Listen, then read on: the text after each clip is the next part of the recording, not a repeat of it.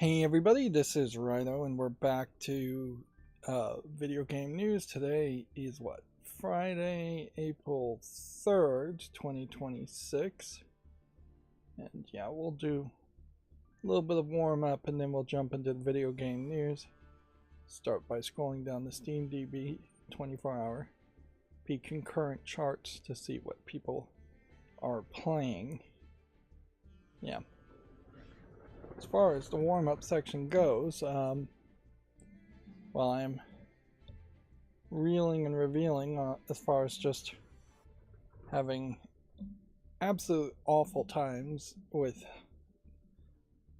hired contractors at this point, like pretty much everybody that I've hired, with the exception of a couple of ones over many years, have just turned out to be absolute crap, for one reason or another. Most recently, someone installed a kitchen sink and in the process has created a leak, and just problems. In fact, that contractor, every single project they did had some problem, or such as like scratching chrome on a sink faucet, or just doing things weirdly. And yeah, they all want top pay, but nobody ever does it right, or even really seems, if this contractor is normal, to have the smartness or wiseness to actually test things before they leave. Then they're not even looking for problems that they may have created, or that where things might have gone wrong, which that in any job is the difference between a good worker and a bad worker, or at least one example of a difference between a good worker and a bad worker is that, hey, if you're not being proactive enough to test the thing you just did, then you are not really ever going to catch any problems. Even as a programmer, where it's a lot harder to test programs on all kinds of different varieties of computers, there is big problems there, and I will not say I'm immune from that either. There's only so many tests I can even think of, and it's kind of hard to figure out how to test a lot of things. That's where open source potentially can be really helpful, is if you can get an open source project that is used by a lot of people, you can get a lot more feedback as far as what problems might exist. And in open source computer programming, that's one of the few examples where people are actually looking for feedback. But no, house contractors, they just want to get the money and move on to the next job and hopefully not run into any problems. Where, yeah, I'm sure there's all kinds of horror stories of contractors not getting paid, but I feel like half of those, you're only getting one side of the story too. Right, there's something really wrong. And particularly when you're working on a house, the second you touch something, you own it. Like, if anything was broken with it before and you didn't detect it, that's on you. If you broke something during the process, that's on you. If something breaks within a reasonable amount of time, say a week or two later, that too is on you, even months later, depending on what it is. Yeah, there's definitely possibilities that someone could install a water heater, for instance, and it seems like it was done right and works for months, if not years, and then something comes back and it proves to be wrong. But yeah, I'm reeling from that, and how much it's cost me to get bad work in particular. And yeah, at the very least, if I'm doing a project, if I can do a project myself, if I do it wrong, then I'm only blaming myself and it's not costing me anything. There's only so many things I can do myself, of course, but yeah, I'm much happier to try and do things myself when I know I can actually do it, because I also have the level of realism that I won't take on a project without being fairly certain that I can do it, or that the consequences if I screw up aren't going to be too high, which in general means I won't do plumbing, but I will do electrical because I know how to do it fairly safe. There is one thing, as I was putting in an electrical outlet with a USB plugs in it, is that a lot of those square, very deep outlets are ridiculously deep if you get them on Amazon, and you're going to have a tough time in a one gang, that is your normal one slot, one outlet box, one switch box. You're going to have a tough time squeezing all the wires behind there when the outlet itself is taking up so much more space than what they used to take up when it doesn't have a transformer in it and it's not giving you a USB thing. So the trade-off of not having a wall wart transformer plugged into a regular outlet is that you are taking that much square footage, probably a little bit more, and putting it in the wall in the outlet box. And so yeah, you want to be fairly careful about that. Weirdly, with the gallium nitrate transformers that are more expensive, they aren't inherently using that technology to make wall warts or outlets smaller. They're using that technology to push more voltage through for faster charging, whereas it honestly would be nice if it was. I'm not sure if that technology really can be scaled down any smaller. There might be just straight physical limitations. It is sad that there really isn't a way to have just one transformer at the box and transform 120 240 AC into DC, and then have just wires that are low voltage go to every outlet, every circuit. There's just too much voltage drop for that to work.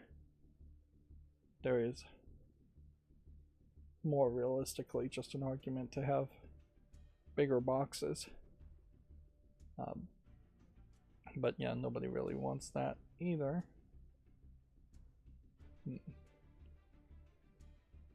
Yeah, we're hitting, I think, the limitations of what physics can really do.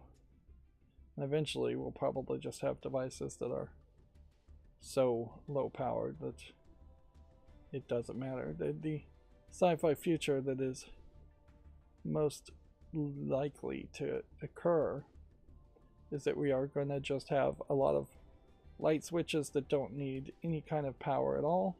Just the act of flipping the switch makes enough power to send signals to a receiver on a ceiling fan, and then outlets will still exist, but they will be used extremely minimally. They're used less now even than they were, because it used to be the case that you would have like floor lamps and table lamps, and modern people don't really have as many floor lamps and table lamps as they do just ceiling lighting.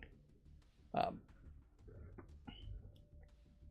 yeah, the majority of devices may very well be able to harvest enough electricity just through some kind of Wi-Fi or smart home standard to power themselves up, which seems kind of crazy, but it also kind of seems doable too.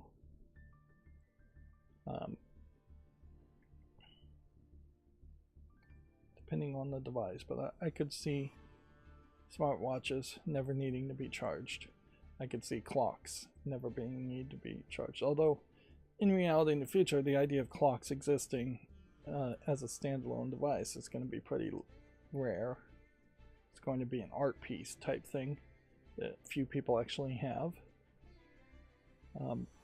Phones would be the big one, certainly, if they could just wirelessly harvest electricity all the time from some kind of Wi-Fi smart home type standard. The thing there, of course, is going to be how would that whole system really work as far as an antenna.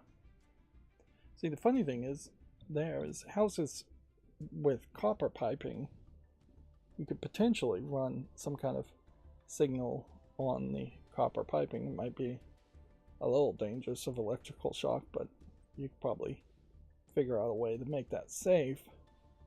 But now with PAX piping becoming pretty much the smarter way to build a house, you're back to no pieces of metal to use as an antenna.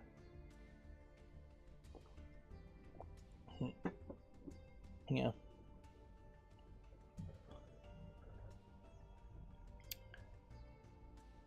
So, yeah. I do think the sci-fi future probably is more likely to be just small little nuclear batteries like they have in pacemakers now that will just last 30 years, 100 years, something like that, and that'll be it. The idea of charging will just be thrown out the window for small devices. Okay, I'm not going to stop talking about Supernatural. Apologies to anybody who doesn't really care about Supernatural, but I am still spending a lot of time watching it. Season 6 is absolutely garbage. So the first arc ends at season 5.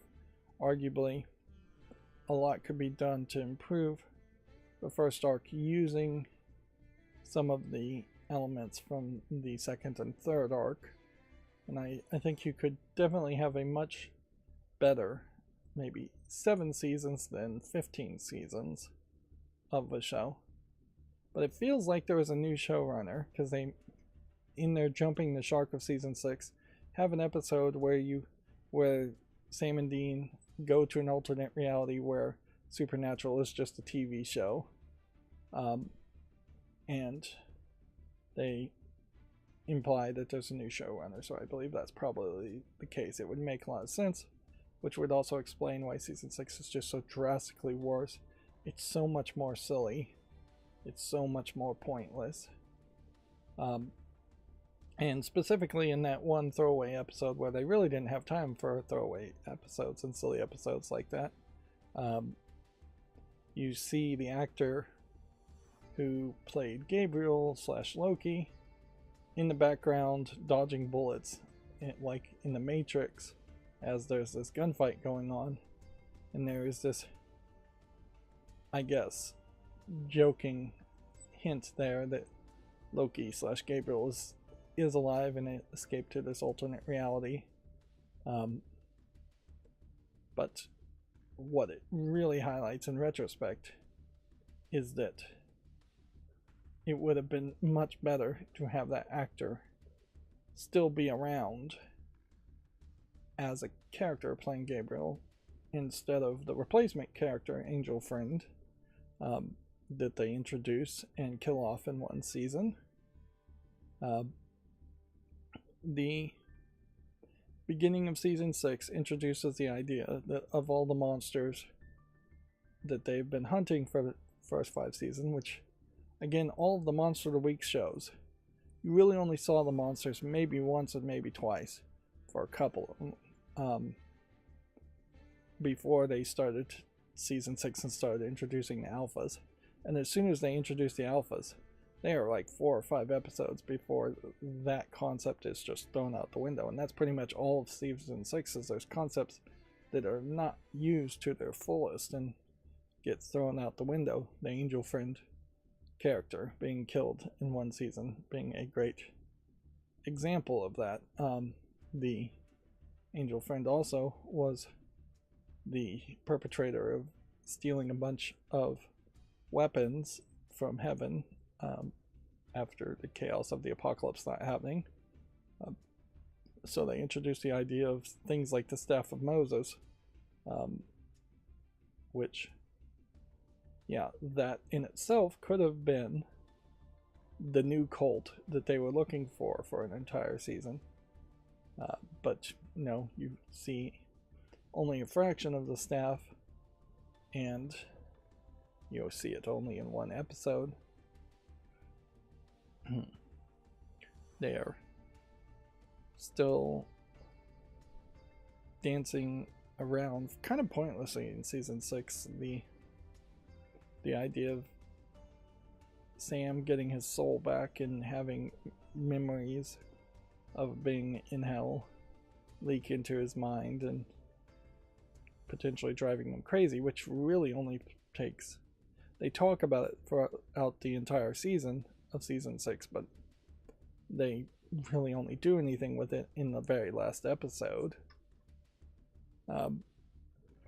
But yeah, the concept potentially of alphas could have been a much bigger thing, certainly. It could have been these monsters are going to be stronger versions of the monsters we fought. It could have let them fight vampires, werewolves, even potentially, well, not really ghosts, not really demons.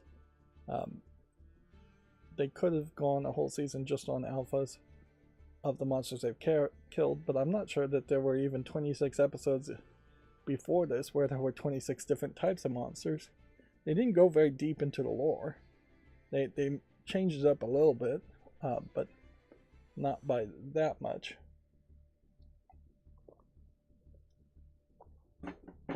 So really all you see is the alpha vampire and an alpha shapeshifter, which just gives them slightly more powerful versions of the abilities that a regular vampire and a regular shapeshifter has. And then that all gets thrown out with Eve, the mother of all monsters, which one assumes is not the same Eve as far as Adam and Eve, because I'm pretty sure late into season 14 or 15 you see a Adam and Eve character briefly for like 1 second, and what they've really done is screwed up the names, because in the apocryphal texts of the Bible, the parts that are not canonized as being true, it is generally said that Adam's first wife was Lilith, and Lilith was kicked out of the garden for wanting to be equal to men, or Adam, and she went on to be the mother of all monsters, or maybe the mother of jinn, depending on your translation. But yeah, Lilith as a character had already been introduced and killed off in Supernatural, so the idea of having a character named Lilith and having her just be a demon that was working for Lucifer becomes a real problem. And it highlights where, if you are going to use a name that is foreshadowing something, then you really need to be careful about using that name. And certainly there could have been a different name that the Lilith character could have been called, and it would have solved a lot of problems there. So they do eventually introduce Eve as the mother of all monsters, who effectively is just the alpha of the alpha, but then they kill her off very, very quickly too. I mean, really shows up in one episode, she's dead in the next. It's the same problem with the Four Horsemen, but even worse, because now we've power crept up even more in the series, where they are really hoping you feel like Eve is stronger than, say, War of the Four Horsemen or Lucifer. But then they can't really think of any good way of showing that or proving that. And so the whole 6th season just feels pointless. So if I was going to remake Supernatural, which is the thought experiment I'm having as I'm watching this and wasting a ton of time, I would probably eliminate pretty much all of season 6. There are some concepts that can be tweaked with and used in other seasons, but as it stands, season 6 is got only a few good ideas, and that is it. Like, at the last second, you kind of are revealed that Castiel is in this civil war in heaven, and he's been working with Crowley, the new king of hell, this whole time to find purgatory, where Eve is from, and steal all the souls of monsters in purgatory and use them like little nuclear bombs to win the civil war in heaven. So Castiel takes a full 180 personality change in season 6 and becomes this kind of bad guy character who's pridefully trying to be the new god of heaven, which that lasted exactly like one episode in season 7 before it fails miserably, and they introduced the Leviathans in season 7, which I'm 2 episodes into season 7, and that is the worst season, I think, by far, because the Leviathans as a monster are probably what they were trying to build up with in season 6, that there would just be these new kinds of monsters that are just really, really hard to kill, things that aren't just going to die because of holy water or iron or salt, which in reality I suppose it was a smart move, because there's way too many monsters in Supernatural that it's just like salt. One thing I've noticed in rewatching it too is that the Hellhounds, in the first time they were shown, were being held back by juju bags, or some kind of like voodoo type spell bags. They weren't being held back by salt, and they just changed it and hoped nobody remembered, and I'm sure most people didn't remember. I certainly didn't, to the point where they now are also being held back by salt, so it's just always salt. So at some point you wonder, why don't they just like cover themselves in salt always, or I don't know, in tattoo salt into them. Which, yeah, there is also a small point in season 6 where Lisa and Ben, the potential wife slash son, the make-believe wife and son of Dean, get kidnapped, and it's questionable why they didn't have possession things on them or protections on them at all times. Even if you didn't have to explain monsters to them, you could have had them have charms that we've seen in the past to prevent them from being possessed, at least, and up to the point of tattoos, which is what Sam and Dean got eventually, as anti-possession tattoos.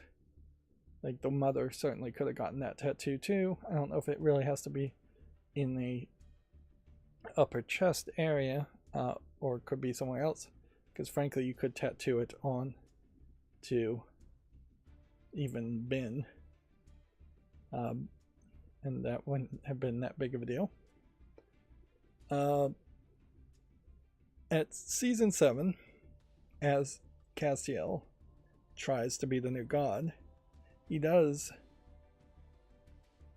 attack and kill a false prophet who is spewing like anti-gay hate from the pulpit. And so you see how the times definitely were changing in the United States in particular. It was a very fast point from people being openly hostile slash separate but equal civil unions as far as gays, to there being at least 50% groundswell of actual gay marriage being allowed, and just an actual acceptance of gayness in the United States, which, it's certainly there's still a lot of anti-gay sentiment even now in the United States, but it shifted quite a bit, and you can definitely see it over the time of Supernatural. And so I can say that season 6's gay panic stuff has changed. There's still a lot of it, but it is now more of a, instead of just saying somebody's gay or saying something that is gay, it's more of a, here is a character that is openly flirting with another man, and we are still accepting of it, while being slightly icked out by it. So yeah, that they had to change with the times. Perhaps that's a big problem with Supernatural overall, though, is that you also have the feeling that some of these seasons were direct references to, like, Guantanamo Bay and torture, which is really what the alphas were really doing. Is it was just a direct reference to, we were capturing these monsters and torturing them. They also introduce the grandfather character who does nothing in the entirety of season 6. Like, it definitely feels like there was a lot of internal fighting, and just a lack of a clear path for season 6 in general. That they were treating it almost like a rebuilding year, but even if they were treating it like a rebuilding year, to use a football reference, they weren't doing a great job there. But yeah, there's a lot that goes around, a lot of characters, a lot of stuff that happens in season 6, and none of it really matters. One thing that I think retroactively would make a lot of sense if you remake it is you introduce Crowley as the King of Hell from the beginning. He is perhaps not the Yellow-Eyes Demon. No, he wouldn't be the Yellow-Eyes Demon. That wouldn't make sense, because Crowley needs to be more of a businessman and more of a silly character for him to kind of work. So Crowley's the King of Hell, but Lucifer is possessing people or talking to demons outside of the control behind Crowley's back to escape. And throughout that whole time you could see Crowley not really knowing about it or trying to stop it every now and then, or just not being too worried about it. If you'd gone 5 seasons where Crowley was the King of Hell, and then or 4 seasons, I guess, and then in season 5 Lucifer escapes, and now you have this purely, truly evil character instead of a more practical, silly bureaucrat running hell. That could have changed things quite a bit. I think it also would have given it more time for Crowley to start off as an actual threat, where he never really feels too much like a threat, more than he feels like a silly thing. I think also, instead of doing the demon blood with Sam in the first 5 seasons, you probably would just have Sam be the mage class, where Dean is the more barbarian or knight class, probably knight, if we're to use Dungeons and Dragons comparisons. And so you would just have it be that Sam was always good at doing magic, and he knows all kinds of magic that are like voodoo and witchcraft and things like that, and he does all of that, and that just is something that hunters know how to do and do, because they do it throughout the entire series. They're casting spells, so it would be pretty easy for Sam to have been the mage, the spellcaster, and then at the end of season 4, when season 5 starts and Lucifer's back, then there is the reveal that all that magic and witchcraft that they were doing was them cursing their souls, like dirtying their souls and sending them to hell, because they were effectively making bargains that they didn't know they were making bargains for with every word. Like, inherently, if you're saying a spell, the logic in my mind always was, who are you saying the spell to? Why do you have to say these words? You're obviously saying some kind of prayer to some kind of godlike creature, and that's certainly how I would reveal it, is that these spells may be translated from other languages, but they are being heard by ancient old gods, pagan gods, things like that, Lucifer, the devil, whatever, and they are being responded to, and that's why the spells are working, because magic is being sent up because you prayed correctly to these old gods. And certainly you could have white magic Christian spells too, where that would be praying to the Judeo-Christian god and him giving magical energy because you prayed correctly. But yeah, if the magic inherently is just in you, it becomes a lot more like the demon blood, where Sam just has to think really hard and put his hand out. He doesn't have to say a spell. He doesn't have to gather ingredients, offerings, burnt offerings most of the time. I mean, yeah, you look at every single spell in Supernatural, it's always a bunch of very rare stuff getting burnt more often than not. That is basically the same thing that was done in the temple in the Old Testament. You would bring burnt offerings to please the god, the Judeo god there. So yeah, as far as Dean being a knight class at the if you're going to remake the series, he already acts a lot like a knight, very loyal, very strong, very faithful to order and following orders from the father character, which obviously if you're going to remake it, you'd make the father character Bobby. Maybe do a little bit more with Bobby than they actually do in the series, and they do a lot with him. At some point in season 6, Bobby's house becomes almost like a Home Alone house, as far as having trapdoors and panic rooms in the basement. They made some new sets and then they had to justify using them. But yeah, I don't think you do too much with Dean to make him more of a knight character. Made some progress earlier today on Pokemon TCG Pocket as I was playing that. Haven't really made any progress in Memento Mori, although I would like to make some progress. I don't think I'm going to for a while. It is worth pointing out that there's an entire episode in season 6 where an angel goes back in time and prevents the Titanic from sinking, and the effect there is one, that Joe and Helen, I think was her name, maybe Ellen, are not dead, so they come back for one episode, and then somehow Helen / Ellen, whatever her name is also married / dating Bobby, which, yeah, that would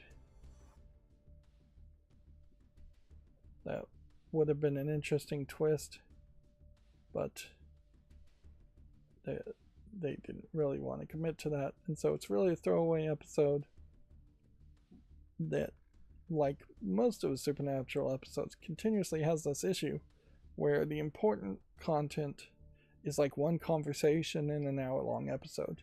So you meet one of the three fates, and the three fates confronts Castiel and says that it was actually Castiel that told the angel not to unsink the Titanic. That way more souls would be born. That way they would have more souls to use in the Civil War.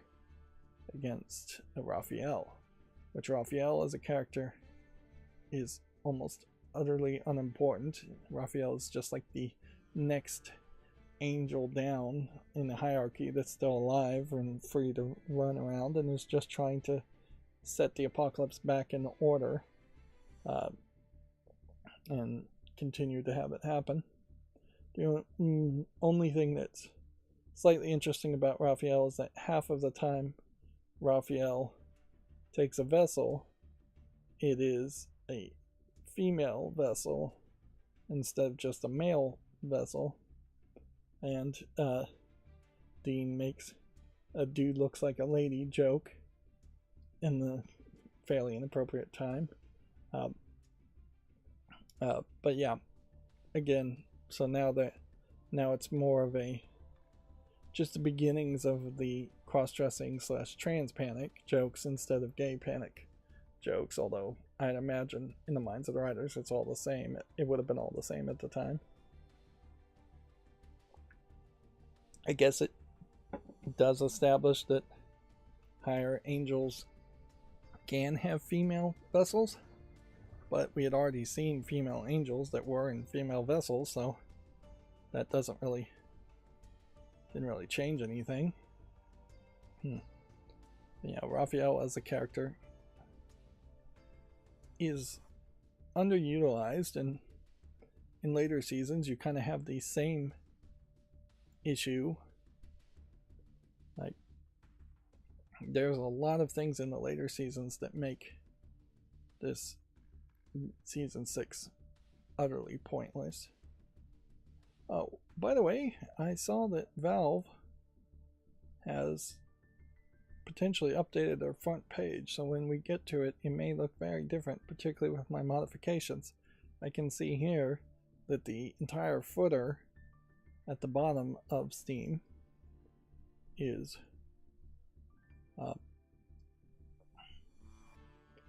no longer being hidden, which, yeah, probably will want to correct that. Yeah, is there anything more about Supernatural Season 6 to even mention?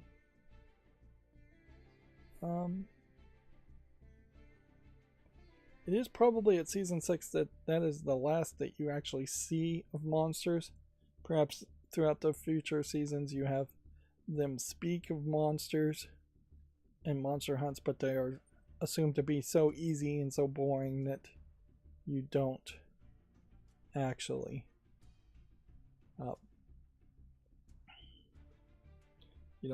see them on the screen.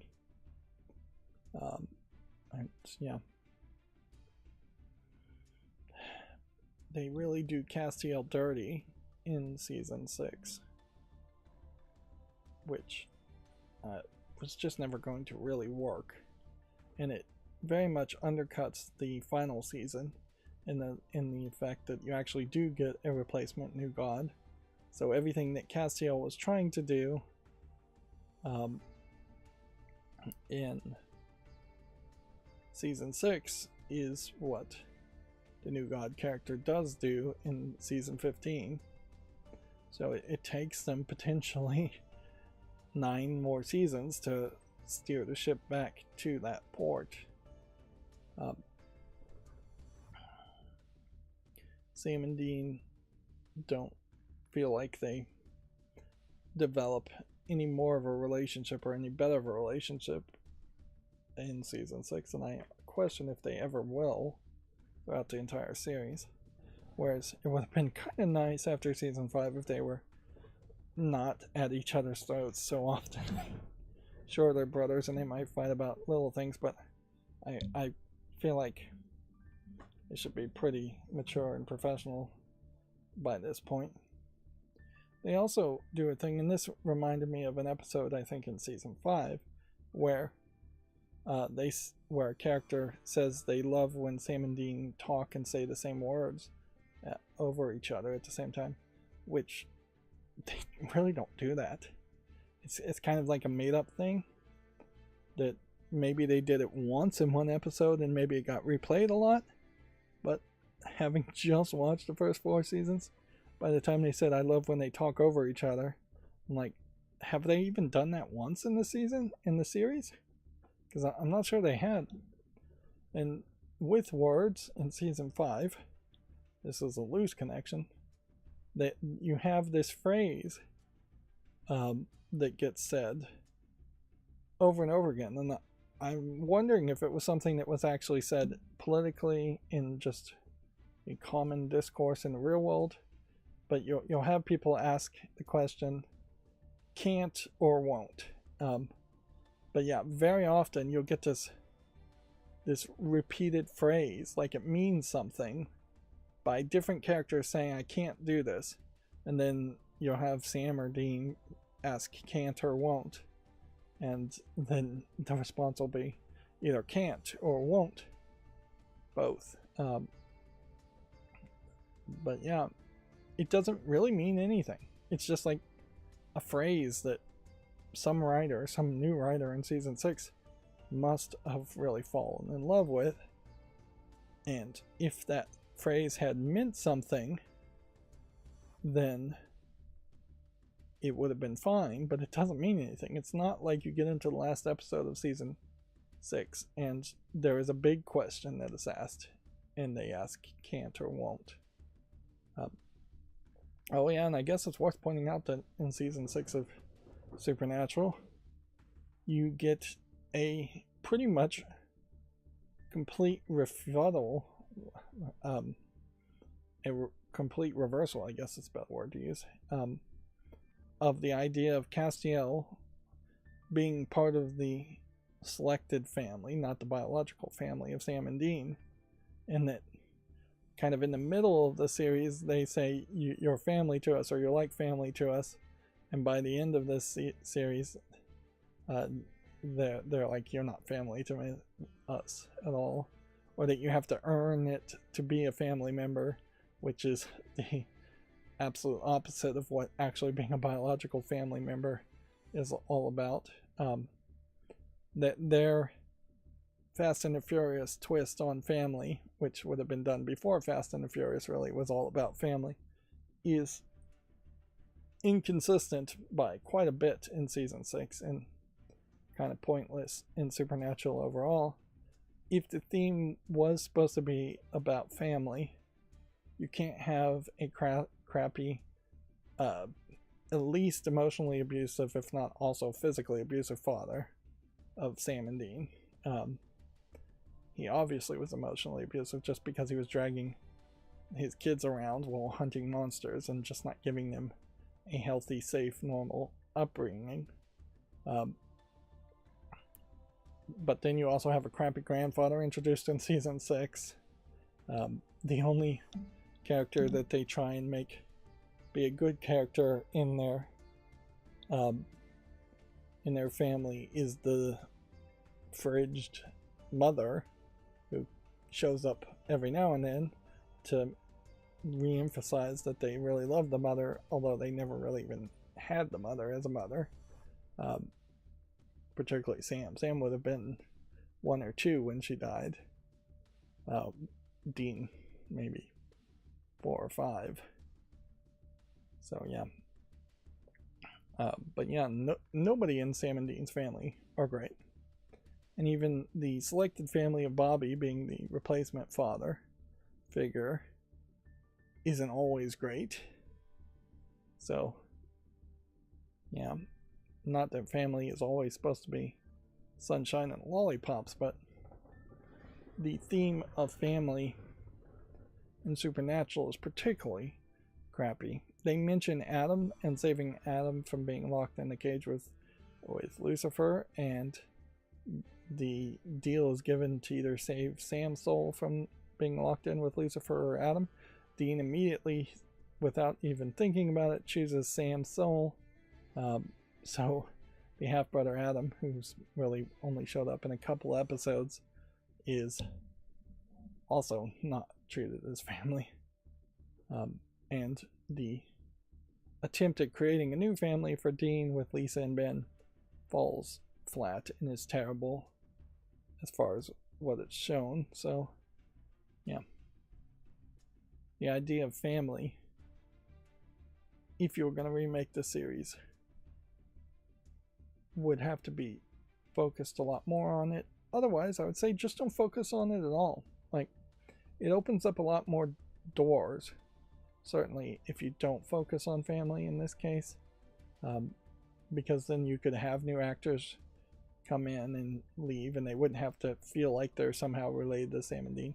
They introduced in season 6 early an entire collection of cousins, and most of those cousins get taken over by demons, or were taken over by demons from the first time you saw them on screen, and the one that wasn't taken over by demons also dies. So there's more extended family that also just doesn't matter. But yeah, I think for Supernatural in particular, the family aspect should start and stop at them being brothers, and that's it. Even when you get into later seasons and them being part of the Men of Letters in this history, it doesn't really mean anything at all. Alright, I think that's as much as I want to say about Supernatural for now. I'm still dancing around the idea of getting back to Resident Evil 2. I definitely need to schedule videos, I need to do all kinds of things. And yeah, until I earlier today found out I have a linky sync I need to work on, I was getting to the point where I'm getting fewer and fewer projects left to do, and they are projects that I also am not super happy about doing, which it's a lot easier to jump into a project if you're excited about it than it is to jump into a project that you just need to get done.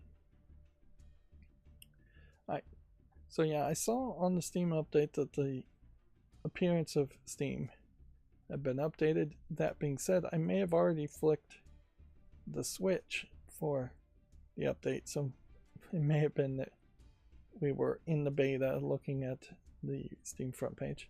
It may also be the case that not too much changes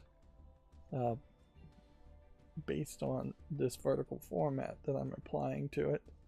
Anyways, there is something worth pointing out.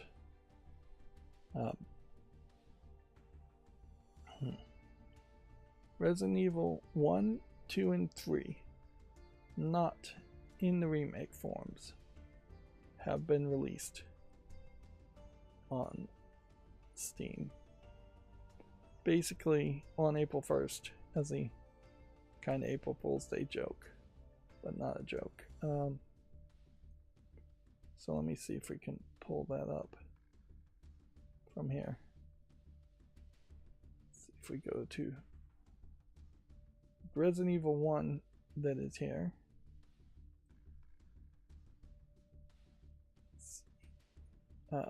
Is the remake of Resident Evil 1.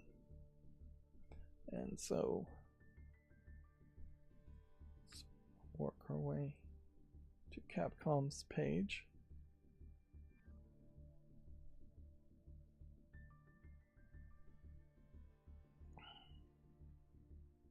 Well, this publisher page is different, certainly. We're no longer getting that full list on the features page. I guess you have to click list here. Alright. And in fairness, I think that is probably doing better. Let's see if this Resident Evil list includes the originals. No, it's not going to. So they may have made it really hard.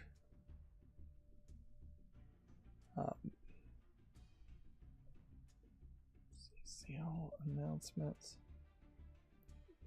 View full list.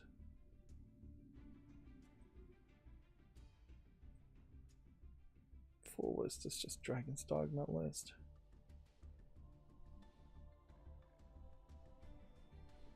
No announcement.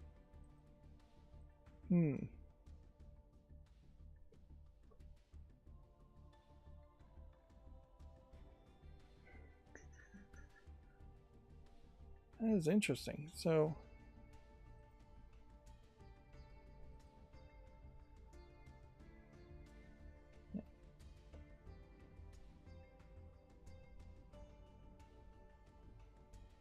yeah, there is no way now, particularly for this Capcom list, to just get the list of things that have been released.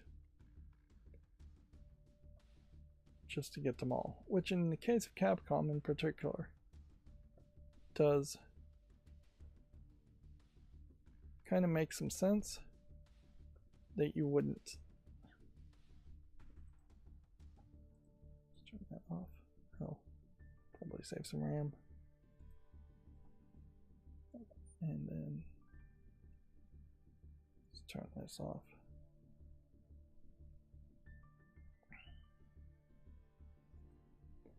Yeah, they've made it very possible now. Are those the last things I searched? I don't think so. No, those are popular searches.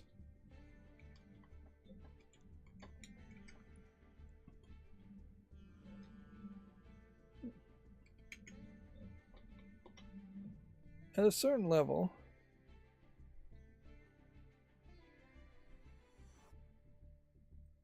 I spelled something. I suppose they don't want you to accidentally find these links, but it is annoying to say the least that I had to do a full Steam search to find them. And so we still are very much running into the problem on Steam where things are not easy to find from one place or the other. But yeah, these are the old school original versions of Resident Evil 3 Nemesis, not a remake. Now, realistically, if I was even as a content creator to get these games, I don't think I'd actually play them. It would just be for a complete collection type thought.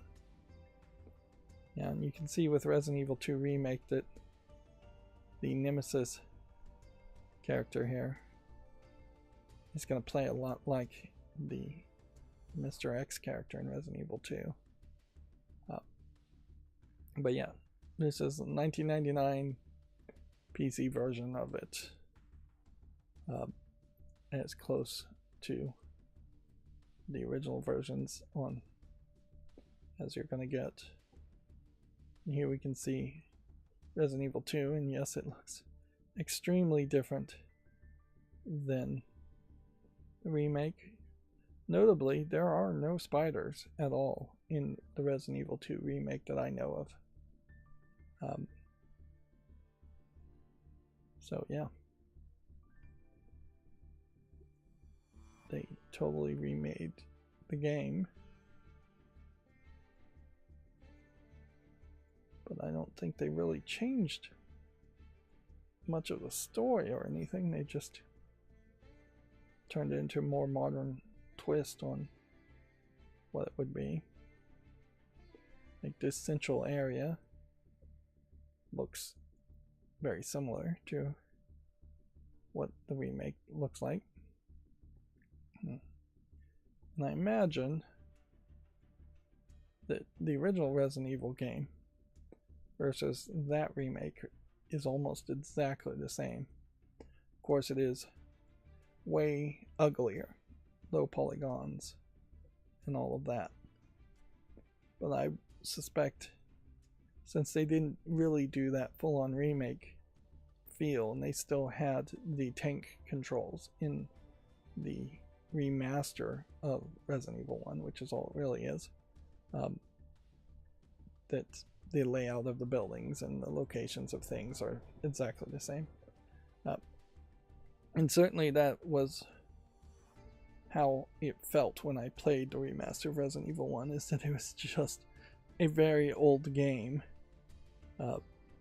that had a new coat of paint over it. Yeah, 1996 is what this is labeled as. Again, for historical reasons, you might want this. That being said, I'm still going to be chalking up $5 for this when realistically you should be getting this for free if you already owned the remaster. It is probably also an admission that they realize there is not anything new that they can do with the old Resident Evil games, and they are not going to make another remaster of Resident Evil 1, 2, or 3, which is kind of a shame because there is still a slight argument to make a remaster of this 2015 game. Just get into the habit of remastering games every 10 years or remaking games every 10 years. But I think if they were going to do anything, they would just reboot it or soft reboot it, which would be more interesting anyways, as you could potentially have an alternate universe Resident Evil where things go differently. I don't know. I mean, you'd almost think that if you were going to do an alternate universe, it would be you work for Umbrella Corporation, they are the good guys. Wesker is the good guy, boss. And I don't know, the police, the BOWs are coming from stars. I don't know how you would really twist it and give a different story. It would be more of a modern take, certainly, if the police weren't just inherently the good guys, except for Wesker, and the corporations weren't inherently the bad guys, although it's kind of unbelievable for a corporation not to be the bad guy.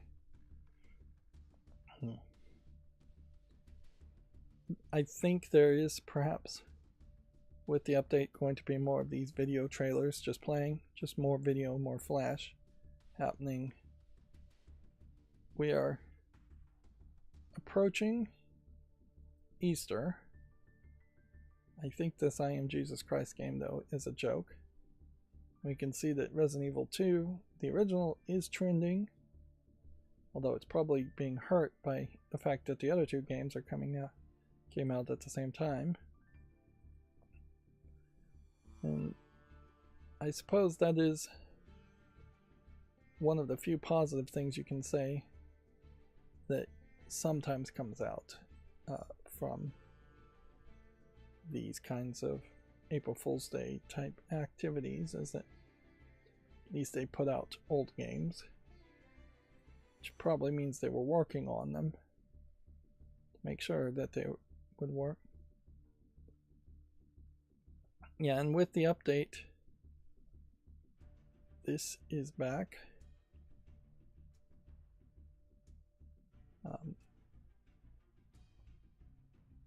If we turn this back on, we'll see if it constantly just scrolls down or if it hits an end. It looks like the infinite scroll might be back, but no, it just kind of stops. Again, that might be because of my code. You can see these aren't really fitting in quite right. Like the thought here, I think, is that this would be taking up one row.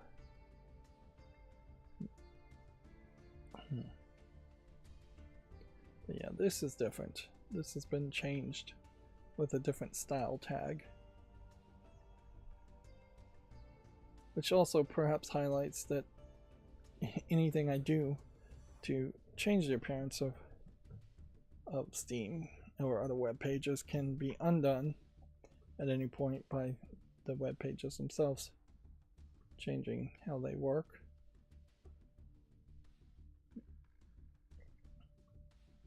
But yeah, potential new changes to Steam aside, there's not anything going on. So we have 215 user reviews, 86% positive. That puts it in very positive territory. I was thinking that this was a troll game when I first saw it, or at least had a high chance of being a troll game. This may very well be a case, though, where its final version is more serious. Now, one thing that this feels like this could be is just a 3D CGI kinetic visual novel. It feels like they may force you into doing very specific activities. See, I don't get this in particular. Why are they mentioning Exodus 14:21-31? That might be a reference to the Jewish Messiah, but it is Old Testament in general. So going back to Exodus for the story of Jesus doesn't really make any sense. It would all be New Testament, really, for Jesus. Also, it doesn't seem like there's going to be a ton of blood or violence, so I don't think this is going to be a Passion of the Christ type experience. It does seem like very much this is a mouse click. Press left click to stun the demon, hold left click to drag the demon into the portal. Banish all demons. So yeah, little mini game it seems like, which I'm sure there's at least some percentage of devout Christians that would not be happy with the idea of any interactivity in a story like this. Again, Genesis 3:1-6. Yeah, it seems almost like you can, for some reason, you're just going back into Old Testament as some kind of mini game. And this is the scene of Jesus walking on water way before Easter and Passover. Yeah.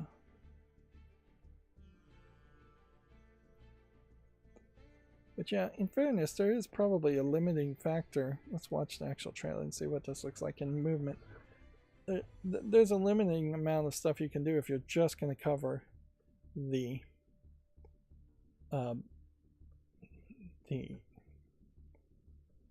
week before crucifixion and the week after or so. Yeah, well, that is a big part of the New Testaments. It is also just not all of it.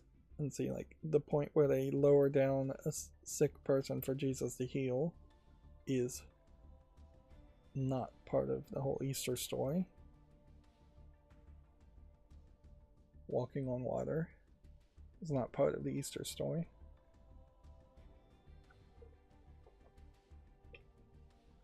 Although I don't know, now that I think about it, why I'm assuming it would just be the Easter story. It seems to me like this is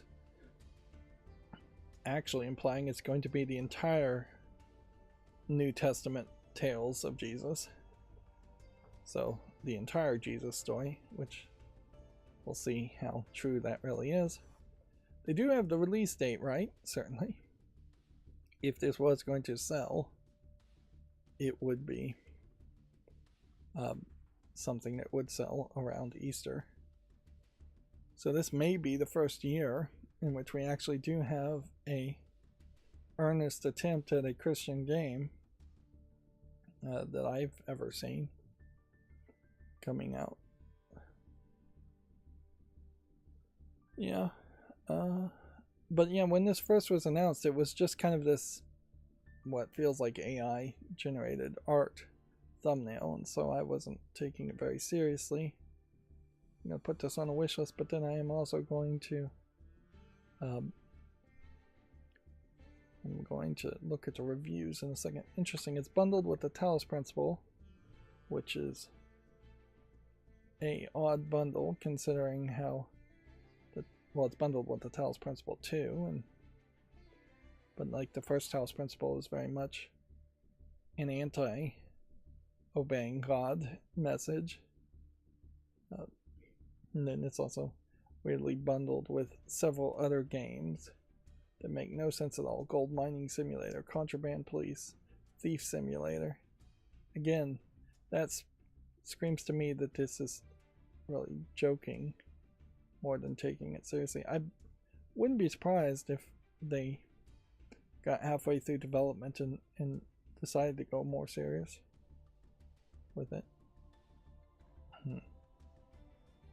So it looks like when you're in this heaven point, you're solving puzzles of Old Testament stories, giving Moses a staff, for instance.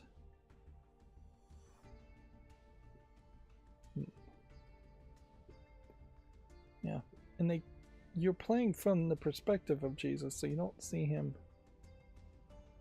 too much, but this is perhaps still a little too white of characters for the time. Jesus was said to have olive skin, so the color of olives at the time would really be what he should look like, and the other characters in the world should also probably be more tanned at the very least.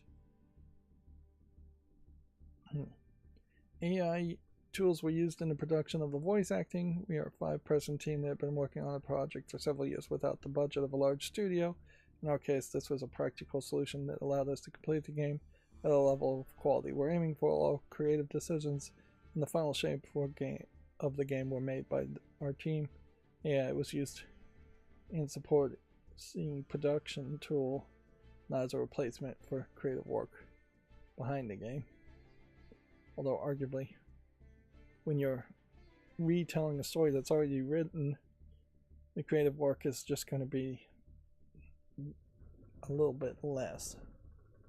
Yeah.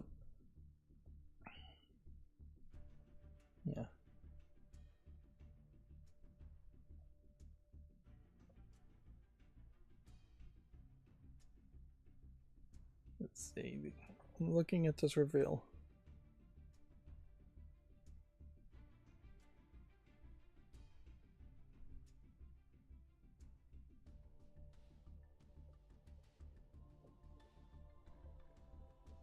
There's some gamified sections that were actually pretty hilarious / entertaining, but this does not seem to be a legitimate first-person Jesus simulator. I was definitely going in with a more funny / meme approach. On top of the game actually plays and runs incredibly well.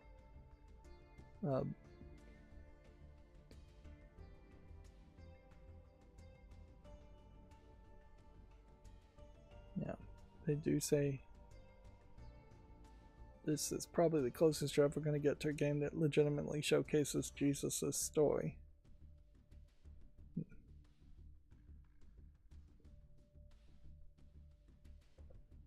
It's respectful and faithful to the source material and has a fantastic soundtrack, however the AI voices heavily let it down. I can't help but feel it would have been better had the devs hired a real narrator and had the NPC lines as text only. Yeah. So it's worth pointing out, yeah, it definitely seems like originally this was a joke meme game and it went respectful, which seems weird. But yeah, I wouldn't have really expected voice acting in this. It would have been nice, but I wouldn't have expected it.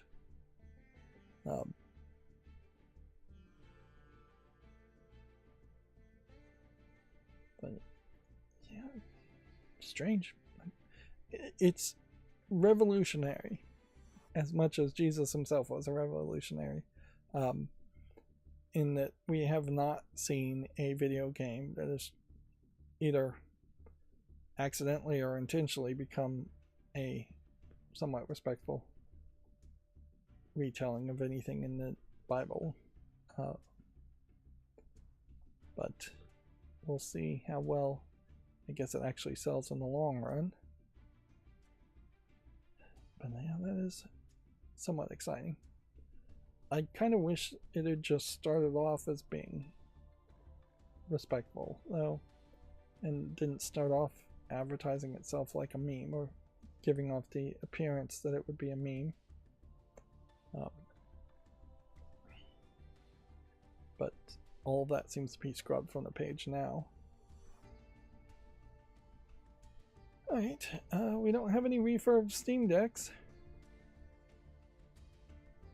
It is worth pointing out that even if the I Am Jesus Christ game is super successful, there's still thousands upon thousands of not Christian-friendly games that fundamentalists would be upset about. So if we were really going to get the most extreme religious Christians out there into the idea that they like some video games and some video games can be good, then there would have to be a lot more games like that that pandered to their beliefs and their focus, way more than your average gamer would probably want / tolerate.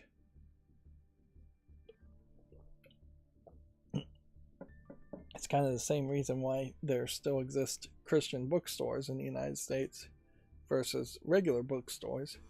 Regular bookstores have Christian sections and religious sections where you could get all kinds of religious books and Bibles, but they still don't pander enough.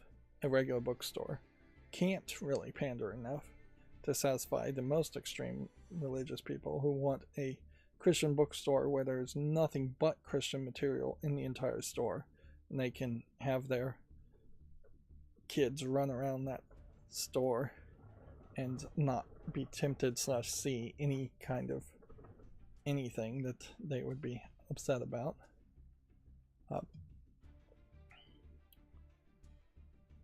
So yeah, at some point, if there was a Steam but for only religious games, first of all, it would only have like 2 or 3 games on it. But yeah, I could imagine something like that. They've certainly done things like that in the past as far as Christian Netflixes and there's a Christian Netflix service, or at least there was at one time, where all of the TV and movies on it were supposed to be approved for Christians.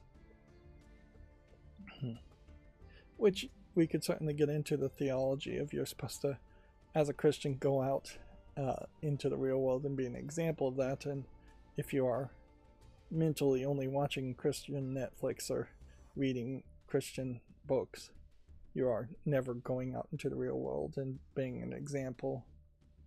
You are hiding in a hole, effectively. But yeah, I don't want to get into deep religious philosophy here, so let's look at the games being played on Steam, and we can certainly see this gives you a good interest, a good slice every time we look at it as far as what people are interested in and people are playing. Yep, there are far more games around, like Greek myths, like Hades, on Steam. Diablo technically, I guess, is a Christian game. It's just focusing very much on the Satan side of Christianity, which devil worship it is still Christianity, because if you believe in the devil, which is set and described in the Bible, then you believe in the Bible.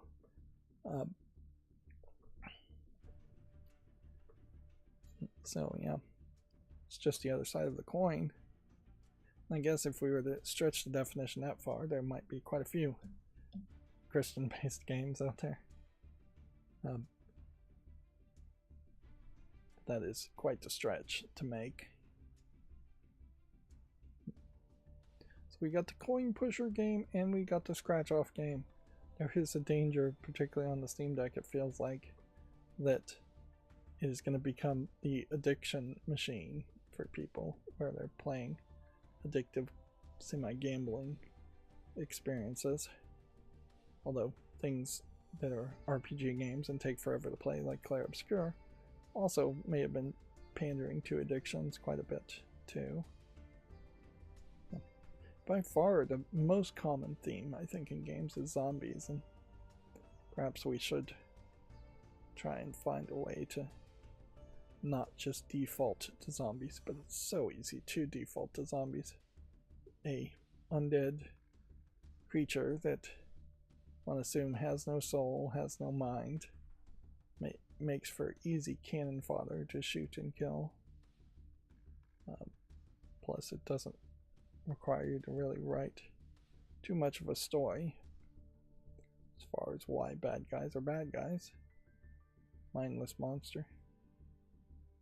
It would frankly make more sense if there was just like more rabid creatures, rabies, but even then people with rabies still are human. They just have a disease. Yeah. Alright, let's jump into the video game news now. We'll go through the Video Games Chronicle. We may still reel a little bit by either having not that much news or having April Fool's Day news pop up. It doesn't look like we've got too many articles today from Video Games Chronicle. Let's see, the Alone in the Dark creator is crowdfunding a new Mega Drive Genesis game with a unique controller. Frederick Renal wants to fund Popcorn Duel with his own spinner controller. Okay. So, this guy directed the original 1992 Alone in the Dark game. Has he done anything since then? Like, the original 1992 game of Alone in the Dark was somewhat influential, certainly. It led in part to the way the first Resident Evil game was made, but as a series, it pretty much failed. They've tried to reboot Alone in the Dark multiple times. Like, it just doesn't have enough going for it. Let's see. The idea of any game being kickstarted in these modern times seems to be less and less likely to happen.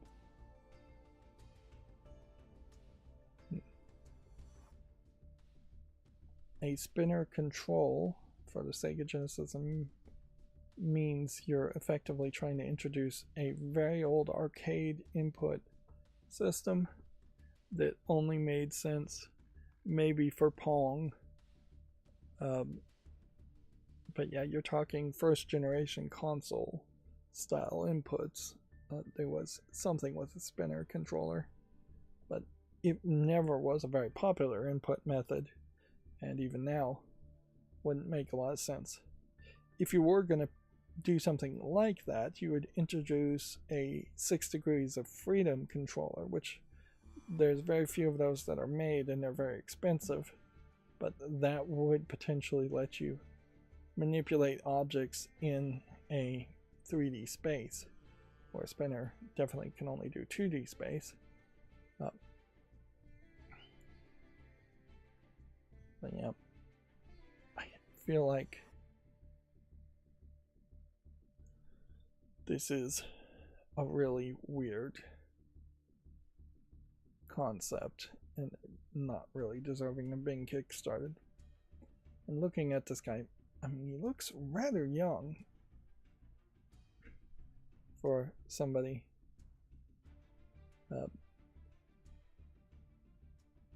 He wants to remake a 1988 game PC title called Popcorn, which I've never even heard of. So he probably owns the rights to that and nothing else. But this may very well just be somebody who's desperate for money as the economy is getting worse and is coming out of the woodwork. It would have definitely been better if this director had more behind his name and could just be working on a new game, and that it definitely would have been better if the Alone in the Dark games as a series weren't such big failures. They really should have been much more successful. It really is a case, I think, where they just needed to keep on trying. What happened to Alone in the Dark after Alone in the Dark 3 is it just was not getting funded, and it at some point was acquired by, I believe, EA owns it now, which that's part of the problem too. But yeah, had EA just kept on funding it, like how Resident Evil 5 and 6 weren't great successes, but they kept on funding it, then there could have been a reboot of the Alone in the Dark series as a concept. But even then, when they did try to redo Alone in the Dark and reboot it, they constantly were trying to change it into something more modern, which made it drastically feel too different from the original games to have that title. You would think a series called Alone in the Dark would be the super dark, super spooky, scary game, but it's so old it looks like a PlayStation 1 parody of Resident Evil 1. Tomodachi Life doesn't support the Switch 2's handheld mode boost because it runs at 1080p in handheld, Nintendo says. The Switch game will also get a resolution boost on the Switch 2 with the touchscreen still active. That is interesting, and it does introduce a possibility that you will see medium to small games running at 1080p even in handheld mode. I don't know if people really care or not, but I also saw in a different article that Tomodachi Life, on top of having a gender selector of other, so male, female, other, will allow you to have children with any other, with any gender. So if you befriend and decide to have a child with a character that happens to have the male tag, and you have the male tag, it's not going to stop you.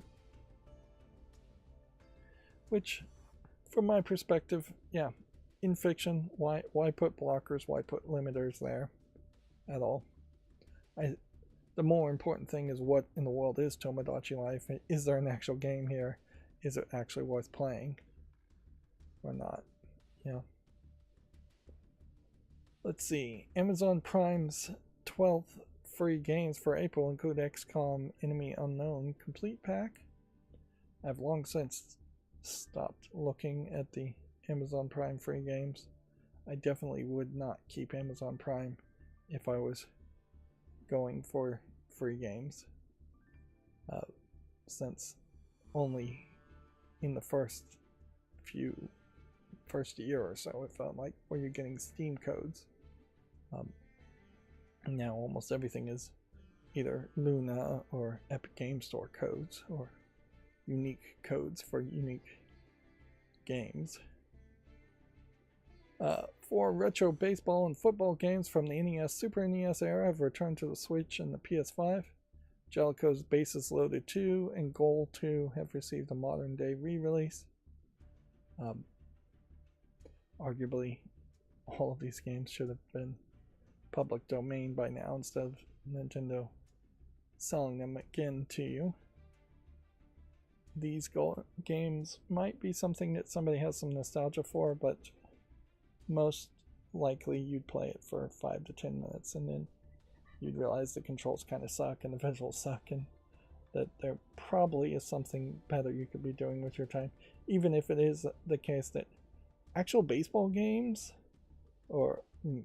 may very well not be well represented in modern times.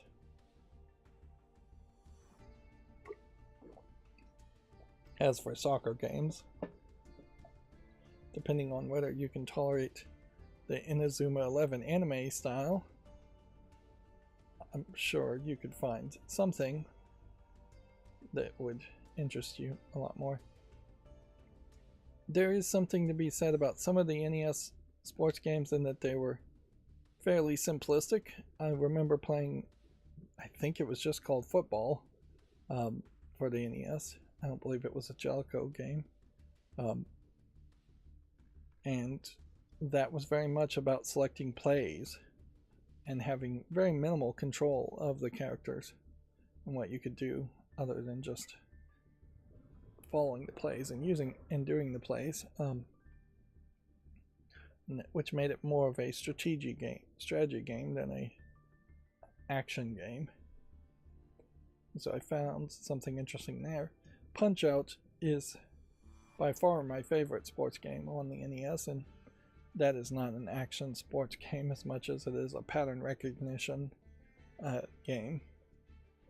And I found that very fun too. Notably though, even though there has been effectively 4 Punch-Out games, one in the arcade, one in the NES, one for the Super NES, one for, I believe, the Wii U, and one in the arcade.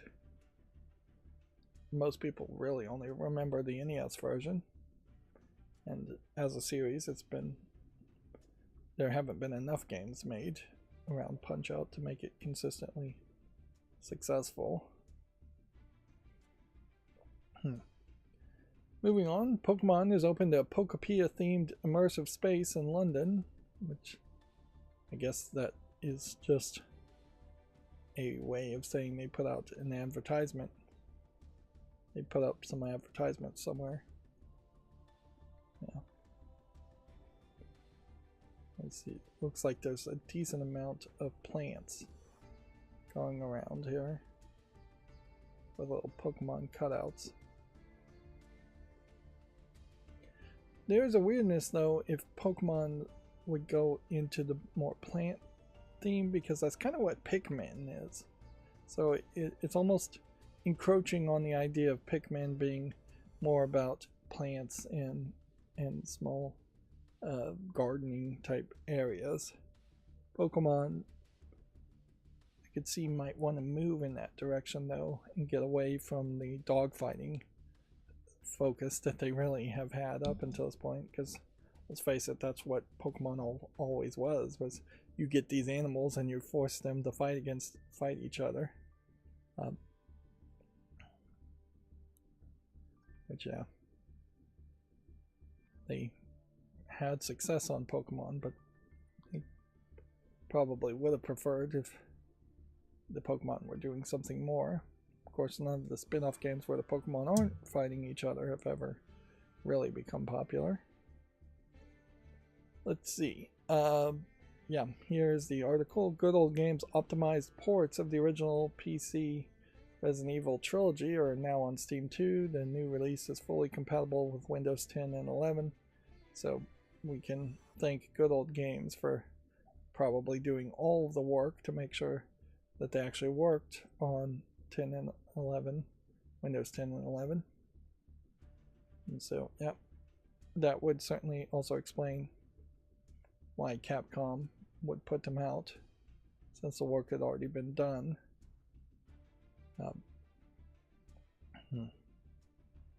Breath of Fire 4 is not one I saw. It is interesting how quickly the Steam search results pop up. So yeah. I don't know if this game really has relevancy or not, but I'll just throw it on the wish list anyways.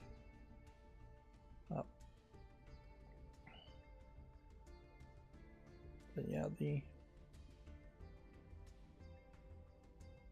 Resident Evil games starting off at $10 half off until April 15th is still paying quite a premium.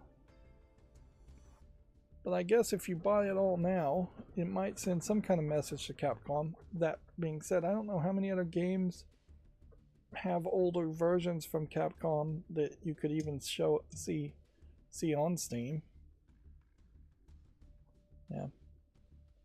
But yeah, that's the one nice thing that's happened this week, I guess, is that they have shown up on Steam. So all the other news, probably not so nice. Switch 2 price is going to have to go up eventually, says a former Nintendo sales lead. It's inevitable that Nintendo will have to join PlayStation and Xbox in raising its price, as he says. I don't see a real reason why that would be the case, but I also wouldn't be surprised. I heard some article where the suggestion is that the AI bubble may burst to reveal that directly under that bubble is another bubble in a credit bubble, and that a significant amount of these companies have taken out loans and lines of credit based on the AI bubble, and now they can't repay those loans, or the amount that they will be extended on those lines of credit will make it harder for them to borrow and expand in other directions. I am not smart enough as far as how banking, the magic and fiction of banking goes, to really understand it all, but it does certainly sound believable that any company trying to expand is probably expanding on credit. Yeah. But credit for a business often is completely different than credit for an individual. It's a lot harder for an individual to convince somebody to give them way more credit than they need or deserve.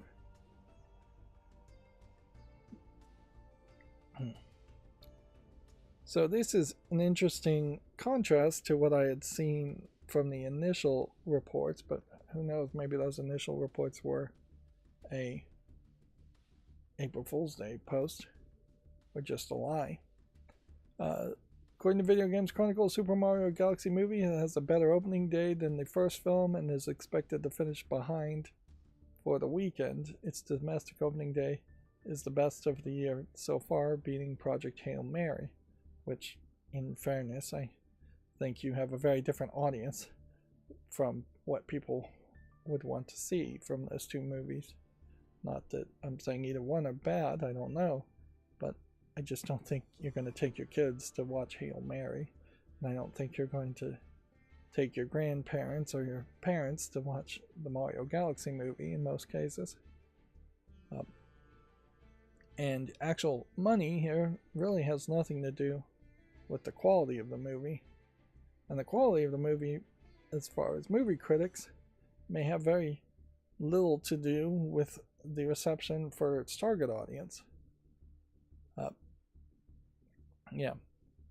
Rotten Tomatoes is the critic score is giving it 42%, while the public score is 91%. So you can see there's a this is a wide difference here. I suppose compared to the first movie, though, it's down in both categories by 4% in the public and what is that, 17% by the critics.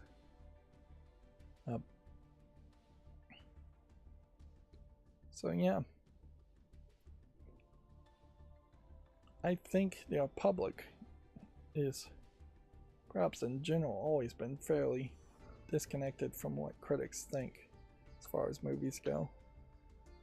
And yeah, as I'm trying to work on my tableau to fill it up with either old cartoons or movies, it's always a bit of a question as far as old TV shows, old cartoons, old movies.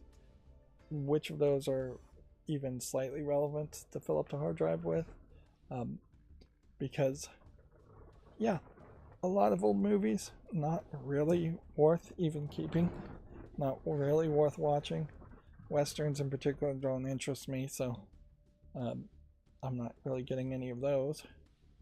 And yeah, old cartoons that you might have a fuzzy memory of, like the Ghostbusters cartoon, doesn't inherently mean it actually is a good cartoon worth watching, or that it's anything close to anything modern kids would want to watch.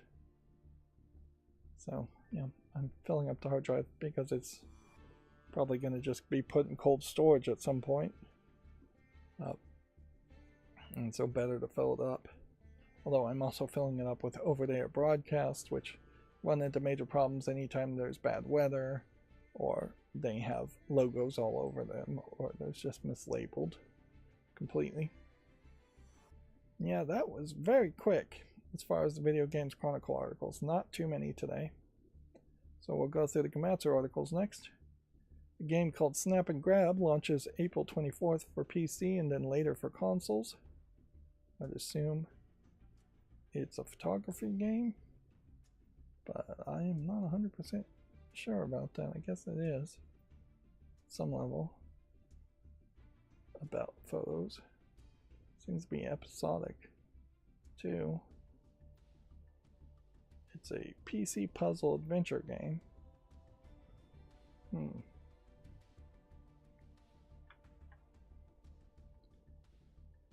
What's interesting about this art style is you can see how it's a little low polygon, but not terrible,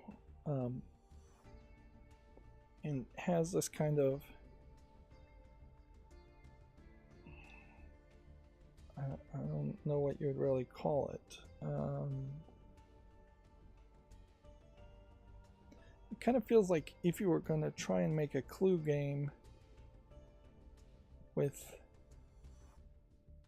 CGI. I think that's very much what this probably is that you're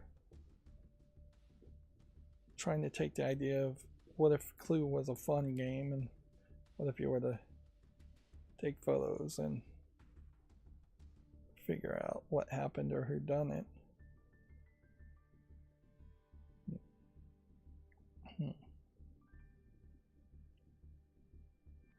This art style in particular would not work, though, in the I Am Jesus game, which, when I go back and think about that, yeah, there's a significant number of art styles that would have been thrown out the window. You just could not have gone in more colorful directions or unrealistic directions for that specific type of game.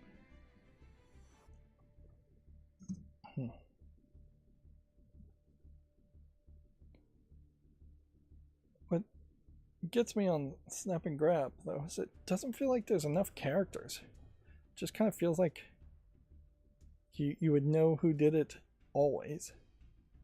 And the episodic element here makes it very much feel like it is a one and done experience, that once you've solved it once, you can't really go back and solve it a second time. So yeah, I definitely need to put that on the follow list and see how people are responding to it when it comes out. Next article, Morbid Metal launches in early access on April 8th. Yeah. Okay. Looks like it's a kind of sci-fi robot fighting experience, if I was to guess. Put it on the follow list. Starfield has details for its PS5 features, which honestly you would really have to be super into Starfield to care about that. And most people are not into Starfield, according to this team. Yeah. I seriously doubt that there will be some point in the future where Starfield is actually good. If Starfield even did become actually good, I doubt enough people would be playing to even mention it. I can't help but feel like maybe Elder Scrolls Online was also like that, where it was pretty rough in its early days, and only the few thousand people that stuck with it got to the point where it started to be good. State of Decay 3 alpha tests are going to begin in May. Okay. Alpha tests. almost certainly are an exaggeration of what an alpha actually is supposed to be. I generally would not expect that you would do public alpha test ever, and that alpha test would be test done internally to the point where you probably wouldn't even really publicly announce an alpha test or call something an alpha test. A game called Star Wars is coming to the PS5 on April 16th. Definitely looks like an anime game of some sort. You can see it's pretty mixed on Steam and is seemingly more interested in showing off skin than being a fun gameplay experience. And before I go any further, because it does look like we have a decent amount of Gematsu articles today, I'm going to take my first bathroom break, so I will be right back.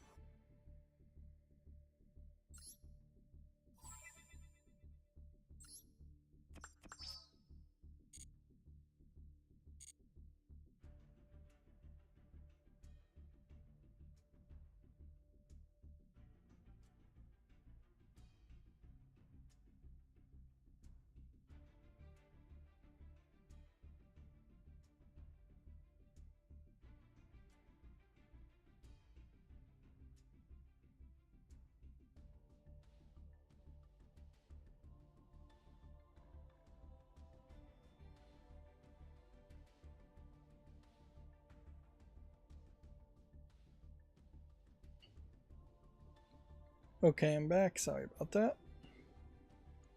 So where were we?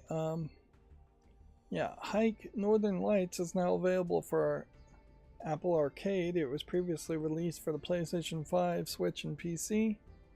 It looks to me like it is some kind of RPG Maker type game, although in fairness, it does look more zoomed in and more detailed than what older versions of RPG Maker probably could do. But yeah, it's tagged as a mobile RPG, smartphone action RPG game. Yeah.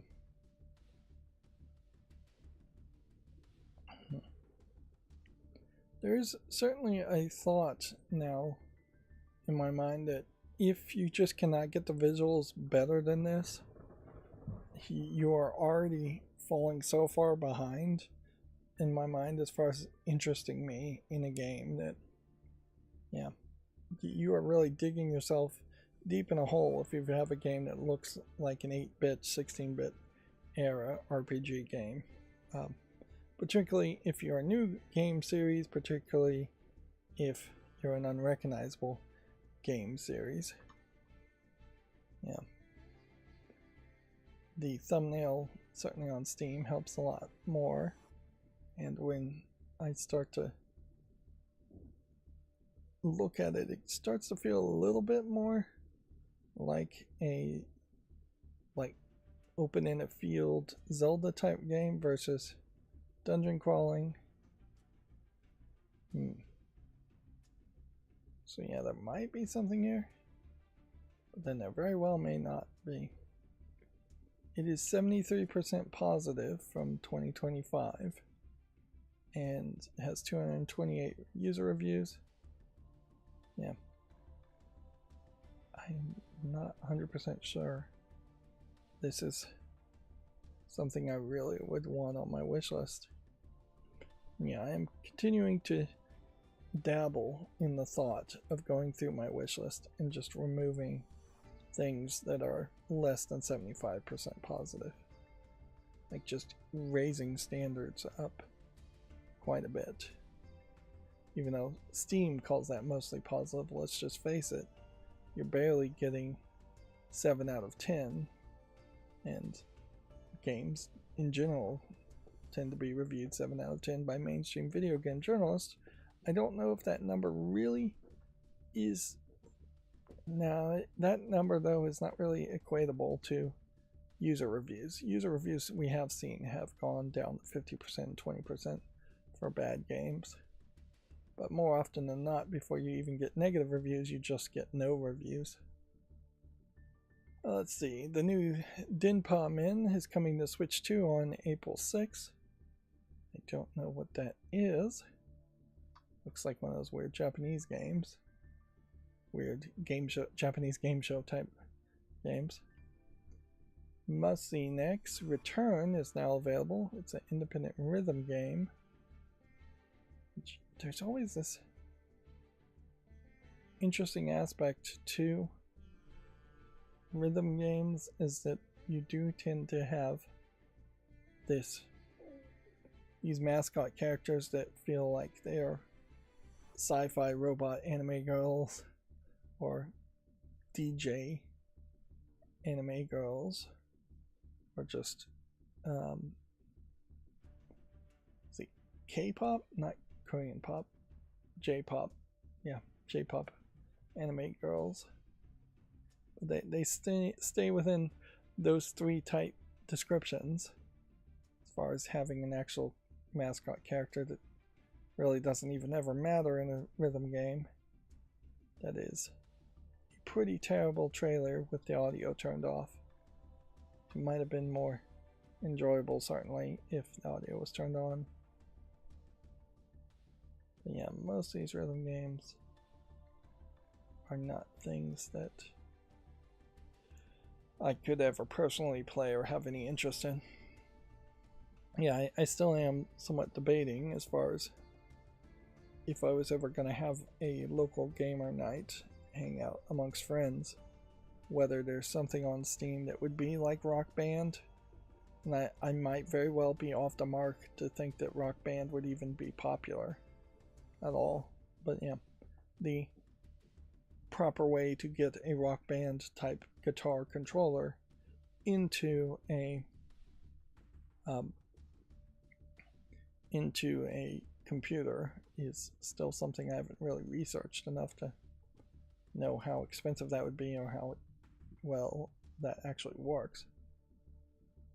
Let's see. The game, The Strongest Job, is apparently not a hero or a sage, but an appraiser, provisional.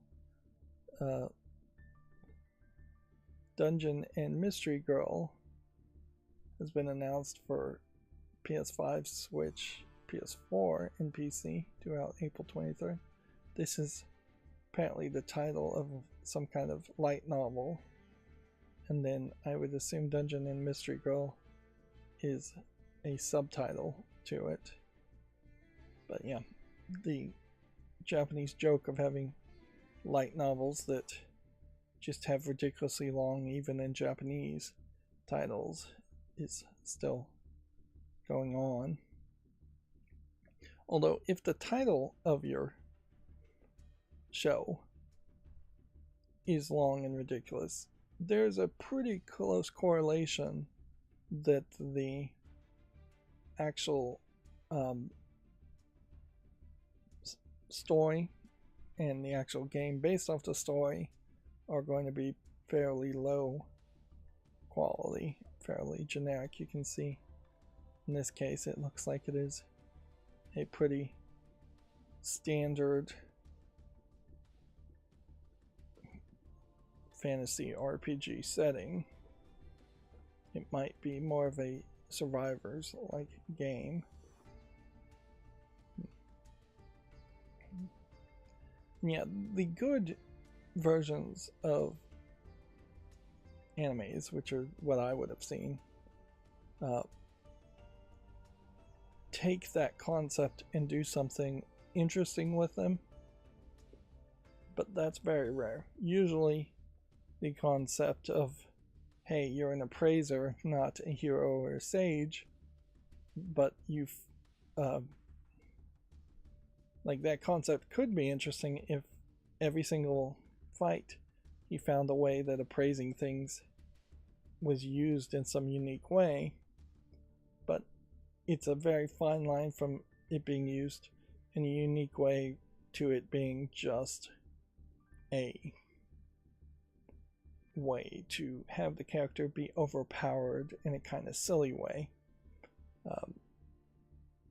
There was an anime on Hulu where the character was, the name of the title I think was, I'm afraid of getting hurt, so I maxed out my defense.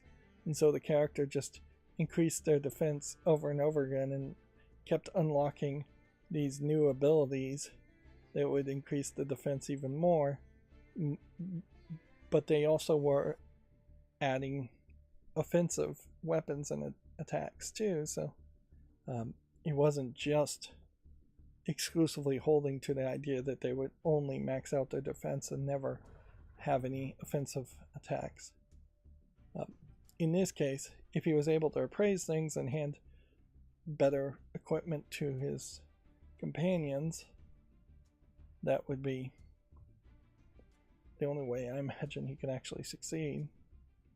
Yeah, that just sounds boring, frankly.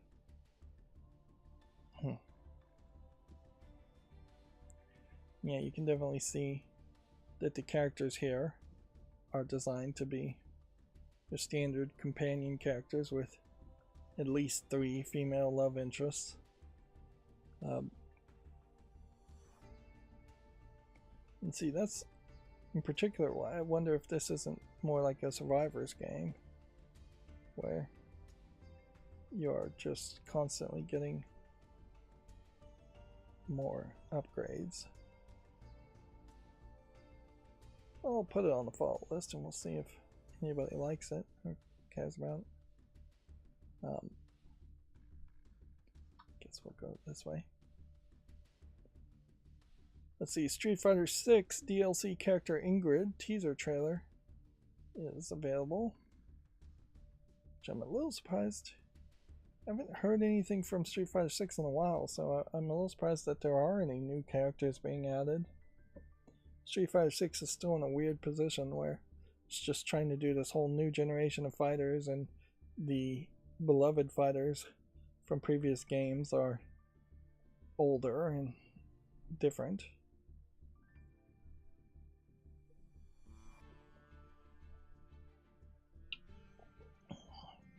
Yeah, I don't really have too much to say about Street Fighter 6. It does seem weird that a character could just fly around in Street Fighter 6. Sure, there's all kinds of magical attacks and things, but to just be able to purely fly kind of breaks a player versus player fighting game.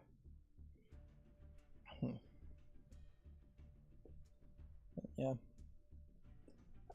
I'm questioning whether this character actually fights at all.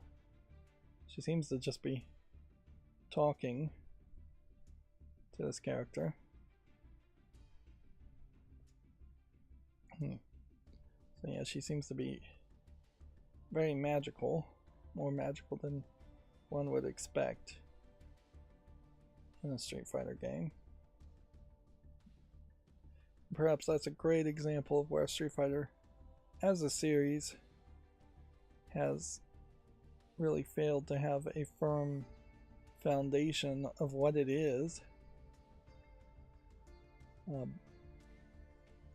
And yeah, the vast majority of people who think of Street Fighter are still really thinking of Street Fighter 2 as the universe and the world that's going on there. That's a very weird way to introduce a character 2, is to not show any fighting moves at all.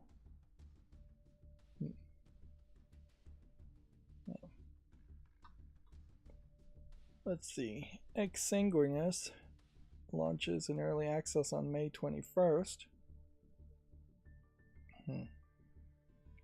Isn't exsanguinate when you like rip out the organs of somebody? I'm not sure. I'd have to really look up the definition of that word.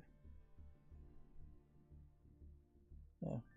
I see a lot of blood, so it might be when you drain the blood of people. It definitely feels like it's a coroner type word that you would do when you're doing an autopsy.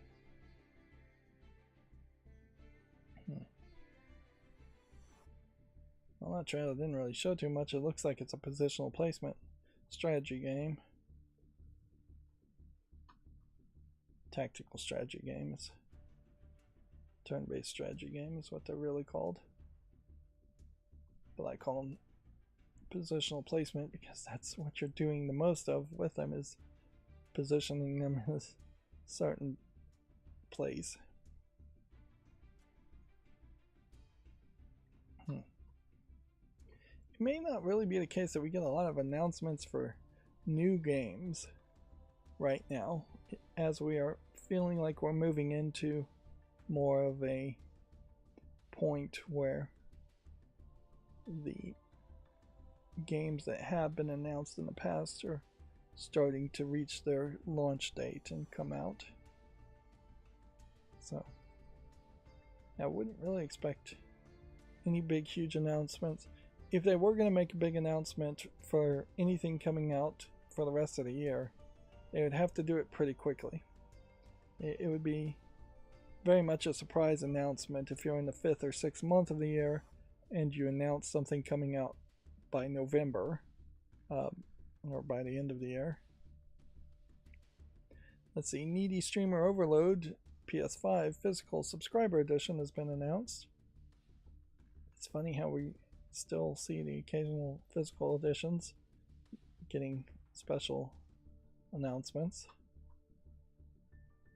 Needy Streamer Overload tagged with sexual content on Steam. Not sure how much sexual content really is in it, but it is worth pointing out. that. It is the 4th tag. So, a sci-fi drone 2D platformer called Null Star Solace launches April 16th for the PS5, Xbox Series, Switch, and PC. Let's see if we really want to watch the trailer. This is what wastes the majority of time in these streams. I'm realizing it, but it is also the stuff that is perhaps the most interesting to actually look at. So yeah, this looks like it's a fly around Metroidvania type game, which generally if you're flying around in those tight narrow hallways, that's a game that's going to be a little difficult / frustrating for me. But I'll put it on the follow list and see what people have to say. Let's see, Sony Interactive Entertainment, that would be the parent company of PlayStation, but not the highest tier of the corporate ladder that is Sony, has acquired Cinemaverse Labs. The company is going to contribute to PlayStation's broader efforts to advancing state-of-the-art visual computing within games, which is interesting,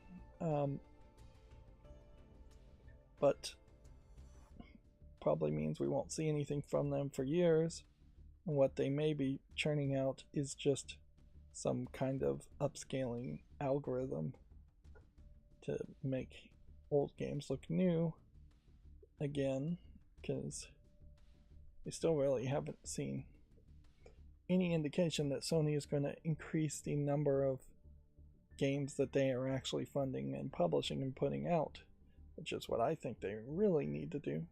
Even their small investments in developing countries have not really returned much, and I don't know if we're going to see a lot more investments like that in the future.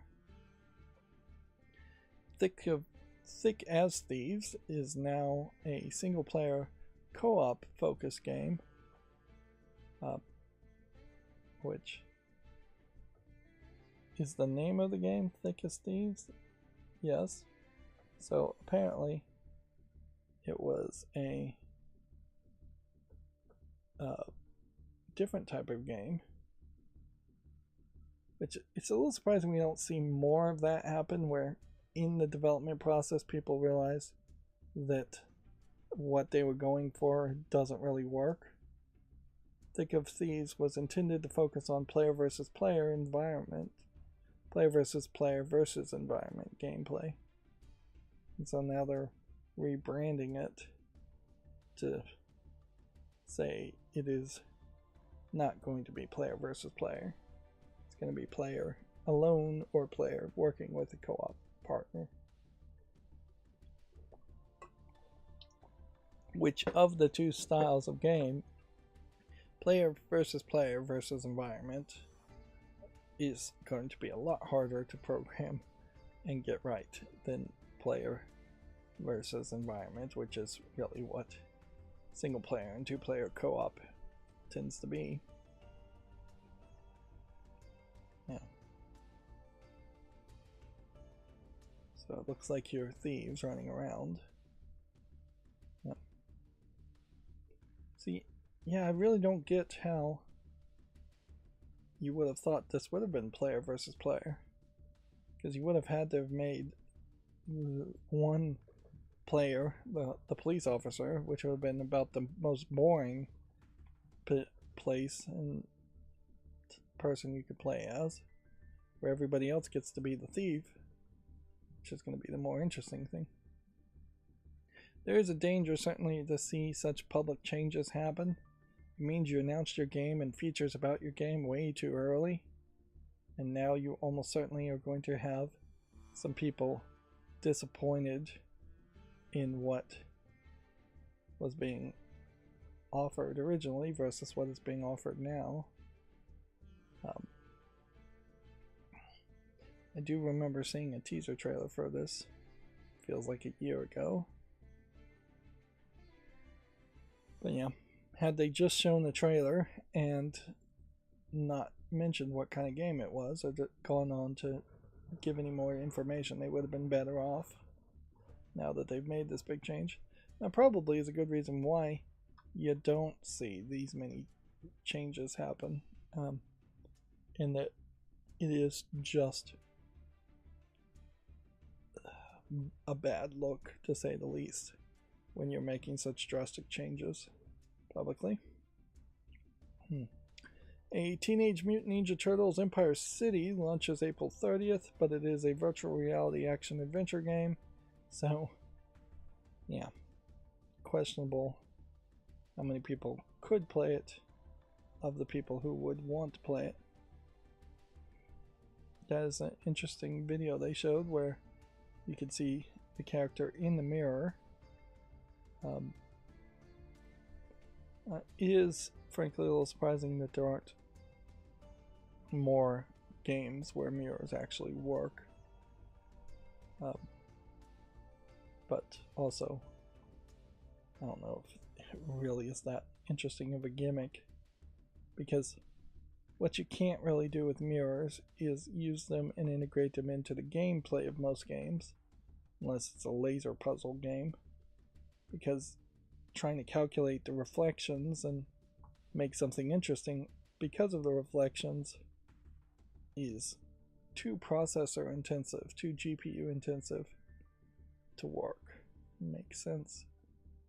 It would be nice if maybe 10 years down the line you could have working mirrors in games and you could see the enemy by their reflection and spot them. But yeah, I don't think computers can handle that these days or anytime soon.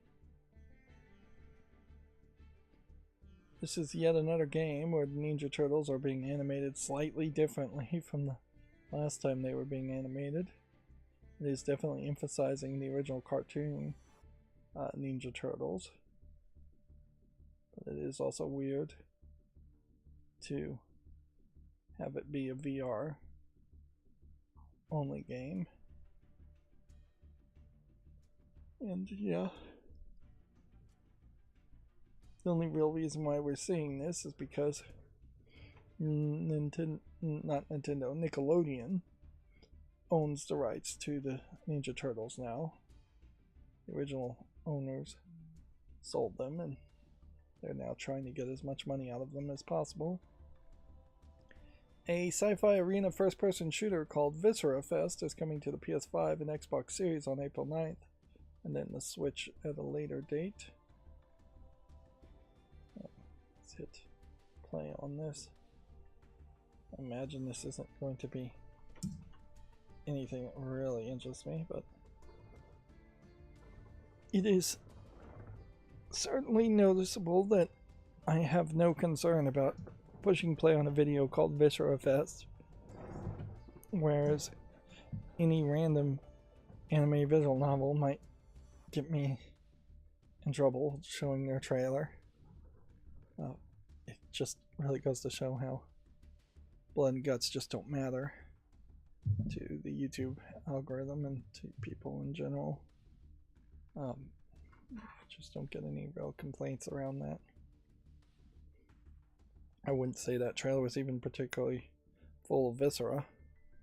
This thumbnail is about the only thing that's kind of viscera like. There might be a trend certainly there too, in that if something is named an edgelord style name, actual game tends to be less of an edgelord style experience. This really just looks like a boomer shooter.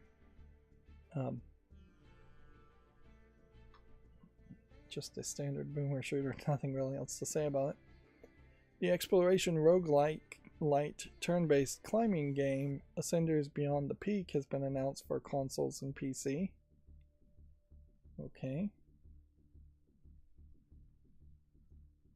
Well, that is certainly a different way to make a climbing game. I don't know why there was always been this thought of making a climbing game. And you know what? That feels a lot like Catherine, which technically I guess is a climbing game also. But yeah, we've seen a ton of teasers and trailers for climbing games, and very few of them have come out to any avail, if they came out at all. And perhaps keeping it simple and having it be 2D and having it be more puzzle-like is just a much better way to gamify the experience versus trying to more accurately simulate a climbing experience.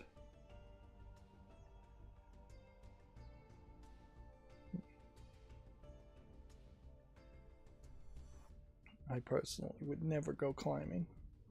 I don't see any reason to put myself at any kind of risk or physical exhaustion for those kinds of activities. I don't know if I'd even really want to do a climbing wall where it would be almost certainly safe. Just seems like that's something that's not necessary. If I'm climbing a wall, it's probably because I'm about to fall to my death, or I'm trying to scale, run away from something. Hopping a fence is still something I probably wouldn't be too good for. You know what? Come to think of it, a parkour gym where you're just practicing jumping fences is more practical of an exercise than climbing and rock climbing would be. The odds that your average American would need to hop a fence is much higher than they would need to climb a mountain. But I do kind of like the gamify look to this. It does just kind of feel like the wall climbing here may have a lot more to do with just the theme of the game, where the actual gameplay is less like that. Now, I did like Grow Home and Grow Up as a climbing game, but I didn't inherently love the climbing aspect. That was the main gameplay loop, and you did a lot of that. But yeah, I don't know if I'd be super hyped if they made a third Grow Home game, just because it would be more of the same, I'd imagine. And there was a lot of collectibles and a lot of being able to fall down and still be safe in Grow Home. So you could certainly get to the point where once you got to the top of the peak of the mountain that you were climbing, you could jump down and glide down and find collectibles and scan in seeds and things like that. Moving on, the Xbox Fan Fest Tour 2026 has been announced. It's coming to LA, Cologne, London, Tokyo, and more. Where's Cologne? Germany. Okay. London, UK, Mexico City, Mexico, Seattle, United States, Sydney, Australia, Tokyo, Japan, and Toronto, Canada. So it is just the main locations you'd assume any kind of festival might go. Although, yeah, I don't know if it's so much that they're going anywhere with anything versus they are just hiring different event planners at those different locations to host an event. You really would only have to ship maybe some posters and things like that to different locations. It is a weird time, certainly, for Xbox to be having a fan fest, and I think it probably hints that the new leadership is trying to rebuild this idea that Xbox is the brand that people should be in love with. Because, yeah, you would hope that they would have games to announce instead of having a fan fest. Yeah, you'd be pretty weird at this point if you're a hyped up, super happy Xbox fan just because so much has changed, and because there haven't been that many games that have come out that have been great in the past few years, and there's been plenty of games that have been canceled. A game called Monster Crown Sin Eater launches April 30th. It's a monster taming RPG game. I would say if you make an RPG Maker game that has a Pokemon monster taming type feel to it, that potentially might feel a little bit better than your standard RPG Maker type game. That teaser trailer was super short and didn't show us anything though. You kind of wonder if a game like that wasn't just rushed to announcement because of Nintendo potentially losing their patents. They still have time to challenge those patents that the United States invalidated. Let's see. Echoes of Aincrad, Sword Art Online story trailer, and 42 minutes of gameplay are available on Gematsu. We are definitely not going to sit through 42 minutes of gameplay by any means, but it does perhaps highlight that this game is going to try to be a very big game. Like, interesting, it is also being made in the Unreal Engine. Even this story trailer is 3 minutes and 48 seconds.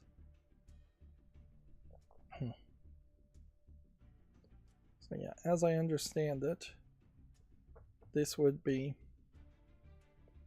random players stuck in the closed beta test of the game, where the players that had been in the closed beta test and the people who were in the game day one in the anime get locked into the game and cannot escape, cannot lock out, and if they die in the real world. Which I guess it's worth saying good on Sword Art Online for at least establishing or re-establishing the .hack concept of, if we ever get these kinds of full immersion VR games and hardware, we absolutely need to be 100% certain that there isn't some way that people's brains get hacked and that they can't be harmed in the real world and that they can log out at any time they want. Which I've never really seen a sci-fi story to explain how somebody could come out with some kind of full immersion VR system and it not be tested for ridiculous amounts of time. I would suspect that if the technology even exists in the real world right now, it is probably something that would be held as a state secret spy tech for decades upon decades. And just by it being used as a spy tech for decades upon decades, it would be forced to be tested for an extremely long amount of time before it would be available to the public. Which, yeah, if I was going to tell that sci-fi story, I would probably have it be a spy tech thing. Something that wouldn't just be available to the public or used on the public. And for Sword Art Online, it didn't really add much to the story to have a whole bunch of humans trapped in Sword Art Online, because really there was only about 5 to 10 characters that really mattered in the whole anime story.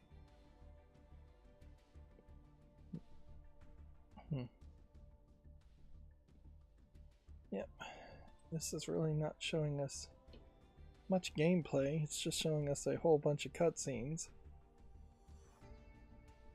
But it does tell me that the game itself is probably going to be pretty long. But if this is super successful,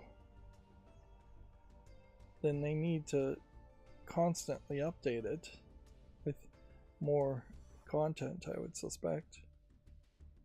It really feels like something that should be more of a online MMO type of experience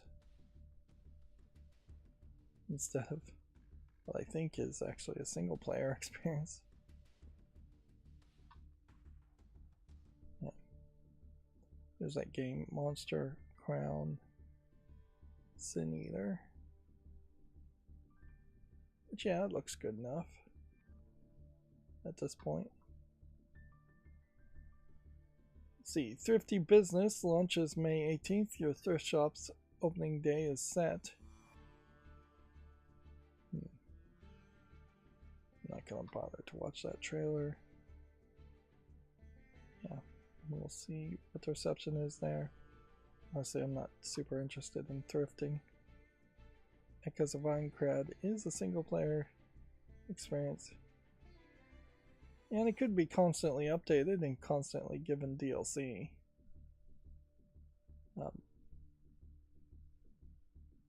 This is interesting. As we watch this, you have every single male character seems to have their shoulders twisted in this animated GIF. And every single female presenting character seems to have their shoulders in line. And the way they animated this seems to have been to jump between the characters, changing their skins and their position. So every single female character here is presenting with this side boob jiggle. I mean, somebody did that on purpose, because you wouldn't just run into that by default. And it is interesting also that it seems like every male character is starting off by default in a shirt, and every female character is starting off with nothing, it seems. And that's anime. A cheesecake in a nutshell. Yep. Of course, that's not really what this game is going to be. I would heavily suspect you're not going to have any form of nudity in the game. Yeah, teen, mild suggestive themes at most. Let's see, Motor Slice launches in May for PS5, Xbox Series, and PC. What is this? Action adventure game, it says? It's kind of a weird art style. There's a softness to it, which video games tend not to have any softness in the way they animate things. It's always, let's make it as sharp and as clear and concise as possible. So yeah, this character seems to have a chainsaw, seems to do a whole bunch of platforming, and seems to be slicing up these robots and getting covered in oil instead of blood. And that feels like almost a Shadow of Colossus type experience, with the chainsaw replacing climbing on fur. But the chainsaw also certainly is reminiscent of Lollipop Chainsaw. So yeah, there could be something intriguing there. Maybe the color palette is a little bit off. I would be a little concerned about that. There's a lot of white and orange, and that's kind of it. But yeah, there's also almost a French CGI, an old French CGI style to the character designs, like Code Lyoko is what I'm thinking of. Alright, the Famitsu sales from the 23rd through the 29th have been updated. Pokemon Pokepia stays on top. Of course, when these are updated, I don't think the numbers actually change as much as they just put out number 11 to 30. Which, yeah. The past couple of weeks, we've seen some PS5 games actually making it into the top 10. Still very much mostly dominated in the top 30 by Nintendo Switch and Switch 2 games. And it's been that way for a very long time. I personally am ready to call it and say that in Japan specifically, PlayStation 5 is a far, far second from the Nintendo Switch and cannot catch up, both in software and hardware sales. Of course, the PlayStation 5 is closer in sales numbers to the Nintendo sales numbers than the Xbox is to the PlayStation 5 sales numbers. But yeah, the Switch is the only thing that's really selling greatly in Japan. Oh, it's also worth pointing out that kind of overnight the Japanese laws were changed as far as becoming a citizen in Japan, basically doubling how long you would have had to live and pay taxes to become a citizen in Japan. The new conservative leadership, I imagine, very happy to do that, but also under some legitimate problems that would kind of justify doing that too. That the thing is, you get a lot more Chinese and Korean people coming to Japan and causing trouble than you do Westerners coming to Japan and causing trouble, other than United States Army people. Army people on bases cause trouble wherever they are because they're a bunch of children, usually away from their parents for the first time. But yeah, anytime a single foreigner in Japan causes trouble, it becomes national news, and it's much like a school shooting in the United States where it gets talked about to death and overemphasized. So, yeah. I would say most Americans, foreign Westerners, just kind of get the hint that they're not really wanted and leave well before they could actually become a citizen in Japan. Of course, the Japanese population is dwindling faster than most countries around the world, and they don't really have any good hope of replacing it with others, with more Japanese babies. So there may be a weird future in which countries just become smaller and smaller, and I don't know if a country could potentially be one person who controls a super AI full of millions of robotic warriors. If you can defend your borders with missiles and bombs and robots, you don't actually need humans for the military, which means your population can kind of dwindle. Of course, if one person is a country, as soon as that one person dies, the country is over, and it's certainly not a culture when there's only one person. And yeah, the Japanese do seem to be increasing their preparation for potential wars, and that they're going to be converting a lot of their underground parking facilities to emergency shelters. And they're suffering pretty badly from the Strait of Hormuz oil being blockaded and mined off. So they were almost certainly one of the first countries that were going to be affected by that problem. There are no oil fields, as far as I know, in Japan where they could get crude oil out of.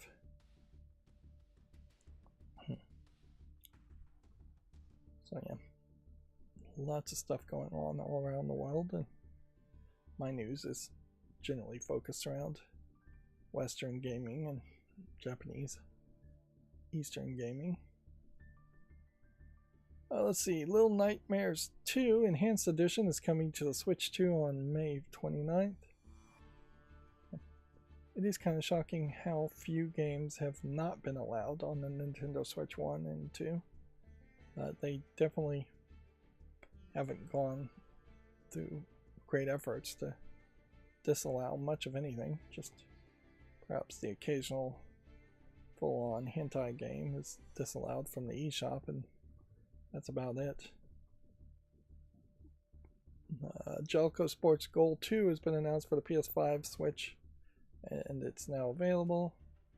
Jellico Sports Bases Loaded 2 has been announced for the PS5, Switch, and it is also available. Bases Loaded as a concept may still have some relevancy.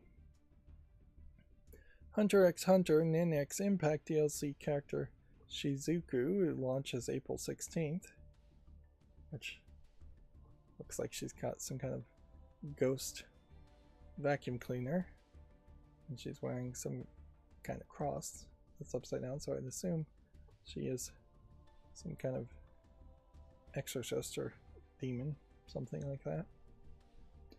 But yeah, compare the likes of something like Supernatural to any animated Deals with Demons, and boy do you get completely different stuff there. Yeah, by far you get, you're not even really speaking the same visual language in those cases. Let's see, Kyoto Xanadu details more characters in its battle system. This is one of art styles where the outfits are all unique, but they're all a little too similar to each other. It could get a little confusing as it goes. Each one seems to have a different medal, which might be a family crest, which might mean these two are related. But it might also just be the case that these are all from different clubs or schools, or use different types of magic. Let's see, this character was named Lear Beresford. This character is Eliza Alcott.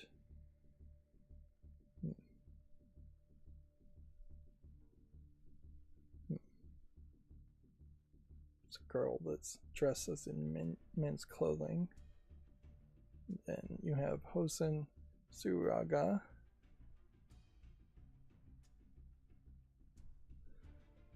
And then you have Luana Calderon.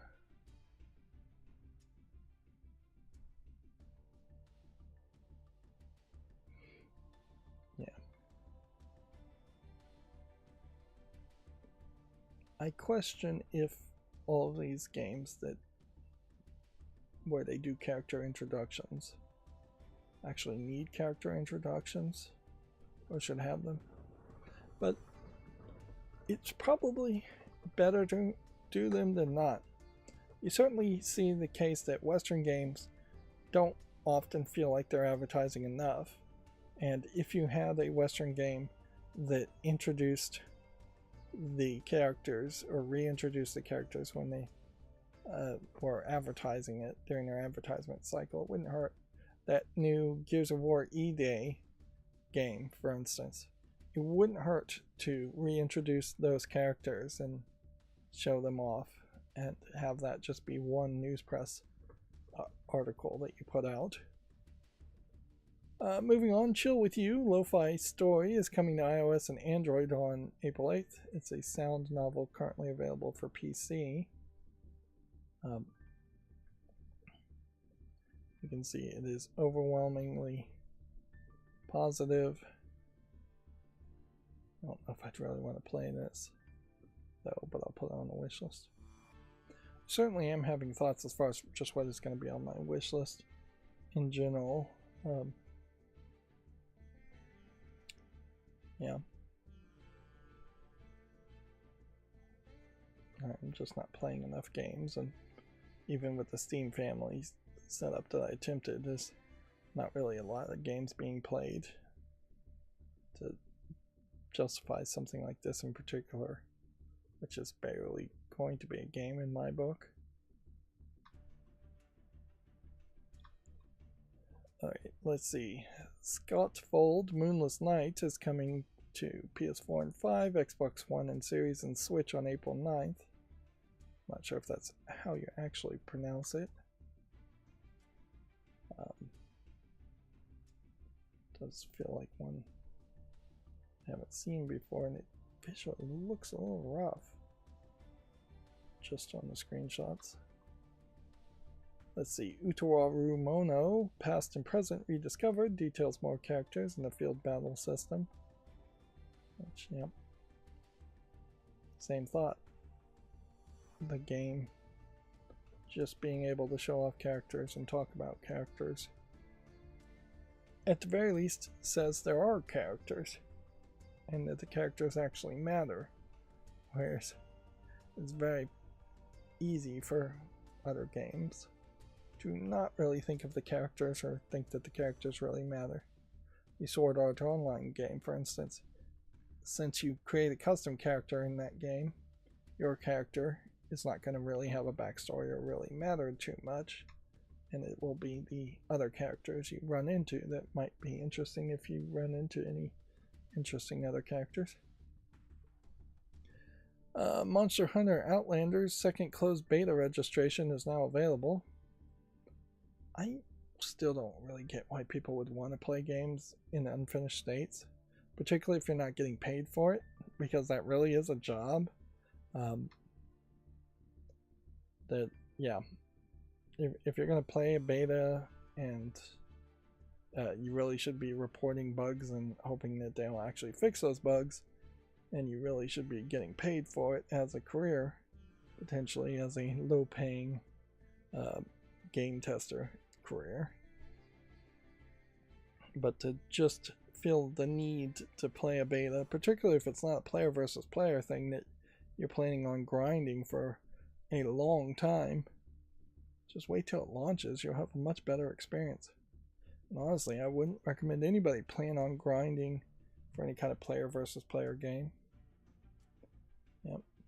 If anything, that's probably skewed the reality of a lot of player versus player games, is that you have a lot of people showing up in the beta thinking they can make accounts that will either get them to the top of the leaderboards or be sellable because the account has a higher win ratio or something like that, which I don't know how sellable accounts really are. There's probably a lot of people trying to cheat in betas too. But yeah, I just, again, think game developers use betas way too often. It's just not something that's particularly great for the game industry as a whole. Moving on, Petite Planet Stardrift test begins April 21st. Don't get me wrong, if you need to beta your game and test it for bugs and actually fix those bugs, but also don't have a plan from day one of developing your game that you're going to have an open beta just because that's some kind of advertisement path. It seems like it's become. Well, this is weird. A cult-raising simulation game to mock Save the Earth Regeneration is now available for PC. So, is it about a cult? Or is it just a cult fan game? It has a fan game that has a fan audience, a cult following.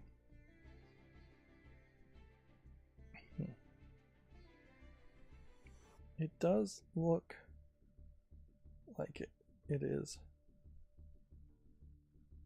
somewhat old, and if it is a 25th anniversary for a game, that would make sense.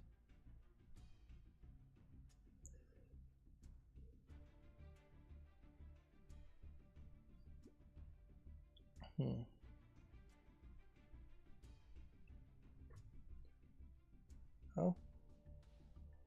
that is weird, to say the least. It definitely feels like an old school, more unique art style to it. I guess there's not a Steam link open there because I'm not seeing any Steam links open. Fruit Mountain Party launches April 23rd. This is obviously another fruit game. I'm not going to bother to watch the trailer. And we can instead just click on this. Yeah. This definitely feels like it's a more player versus player focused experience. It's 92% positive, but it only has 14 user reviews. And it came out August 28th, 2025, so it's not really relevant. It probably won't become relevant just because it comes out to other consoles. That brings us to the Gaming on Linux articles. Doom Eternal is now available on Good Old Games. Good for it. The Best Humble Fight for Your Life, Fight for Your Friends game bundle brings multiplayer madness. All of these games, which we potentially will see Steam links for. Yeah, Back for Blood, the game that was sold as the spiritual creator of the Left 4 Dead. From the creators of the Left 4 Dead franchise, but really it was like 2 or 3 people that worked on Left 4 Dead amongst 30, and nobody liked it. Mixed reviewed when it first came out, and still mixed reviewed to this day.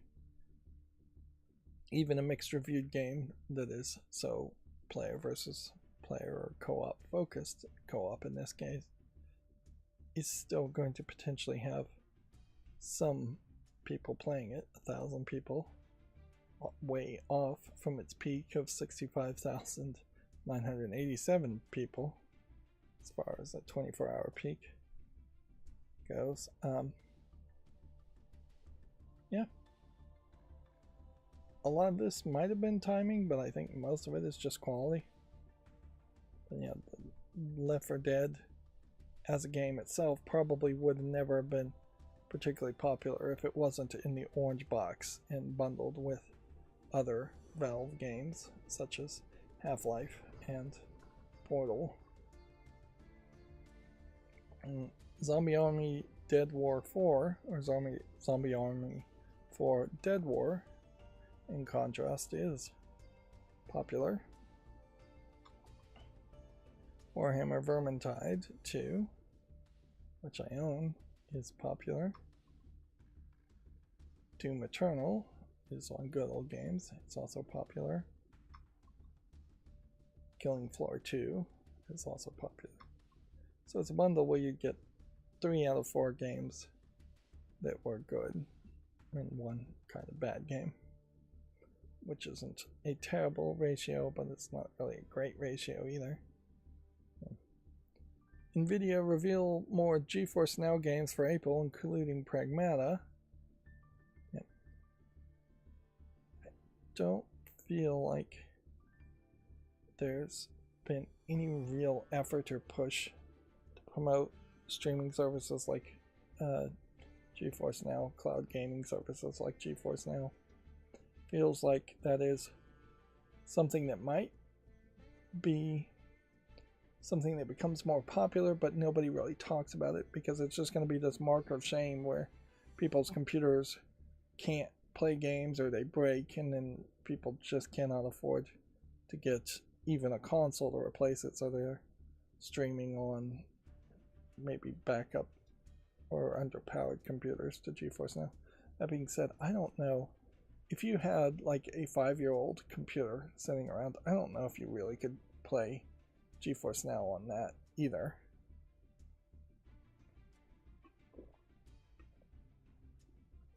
It feels like equal chances that if you have a gaming computer and it breaks and you can't afford a console or a new gaming computer, you are just going to stop playing games at that point. It's weird that the I Am Jesus Christ game is one of these games that is available. But yeah, I don't suppose you would see too many companies avoiding the game just because of the content in it. The Anacrusis came out in 2023. Is that another one of those games that was in the Humble Bundle? You can see it is mixed reviewed. Hazy. It's rated very positively. Is it in early access? No. So the question is, do I want to play a game where you clean and decorate an environment? Well, no, that's not really the question, is it? The question is, does it meet my standards to be in the wish list? And it does do that, so I'll just put it on the wish list and move on. Zombie Army Trilogy looks good. Cooking Simulator 2 looks bad. RuneScape Dragon Wilds is, I think, probably more multiplayer focused than I would want. That's why it's not on my wish list. Cinders Beyond the Peak has my attention with vertical turn-based roguelite survival. We looked at that game before. Way of the Hunter 2 came out in March. It's rated positively. It is early access right now. There may just not be enough game in something like this, though. It feels like an actual hunting sim, and it's been a long time since we've seen any hunting sims that actually mattered, if they ever mattered. Legacy of Kain Ascendance is rated mostly negatively, and that sucks. And at a certain point, if you have a sucky game, that the only thought here is that you would probably just need to give it away for free. And then the only thought as a gamer is to hope that it is a performance issue as to why people hate it. Let's see. Not even as a Legacy of Kain fan can I recommend it. Good, most of the original cast, most of the music overall is just fine. The bad is inconsistent art direction. Gameplay feels really janky. The story is really bad.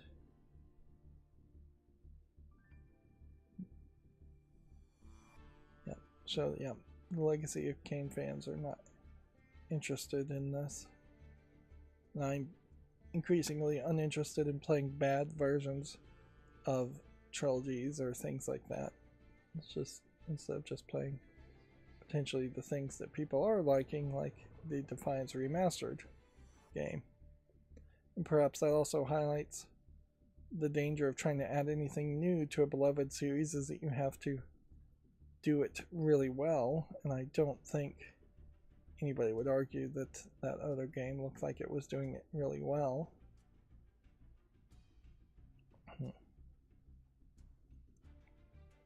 Yep, still don't have any review for Vampire Crawlers.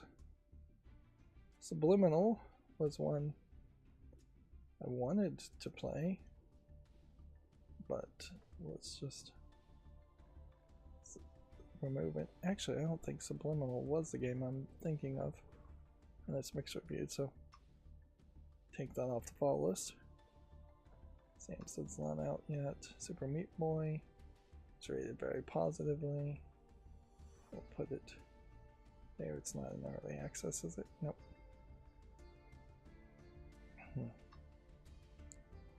see, this one's not out yet. Here's the Cinders.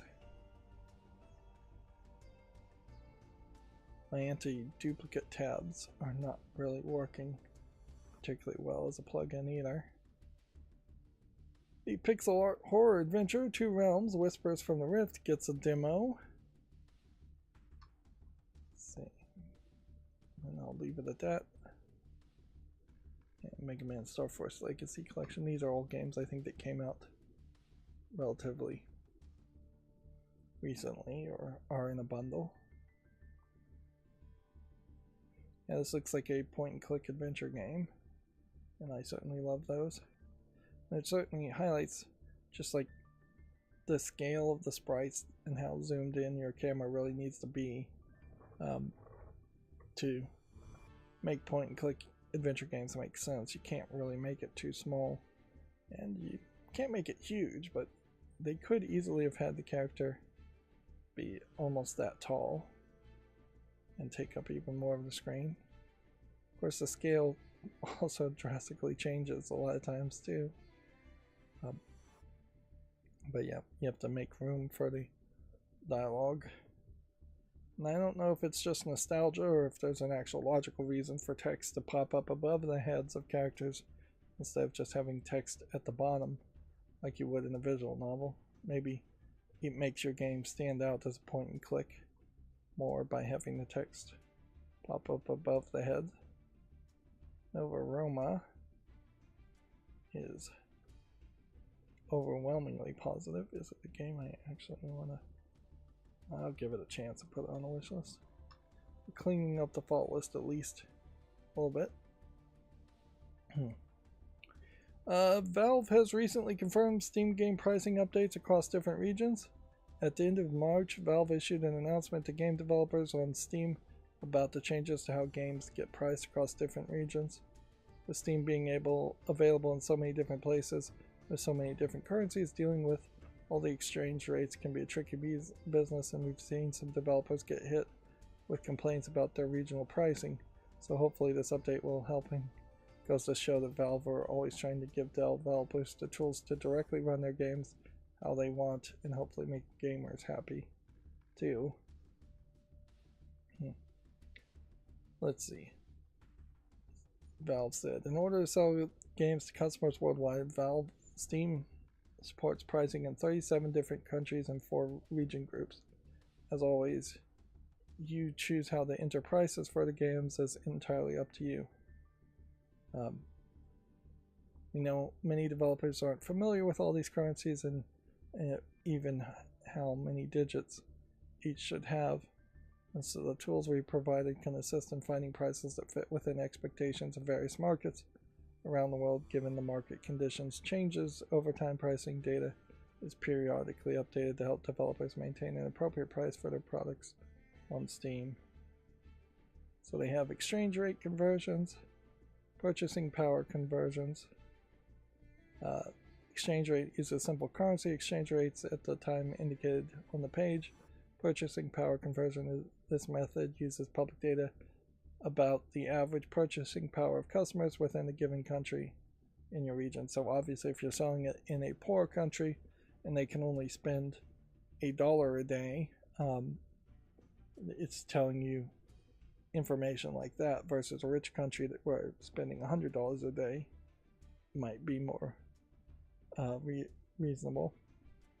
And then multivariable conversions uses multiple data sources for each currency, including local purchasing power, the expected cost of comparable entertainment goods, and exchange rate. This one feels like this one is going to be the most magical of them all.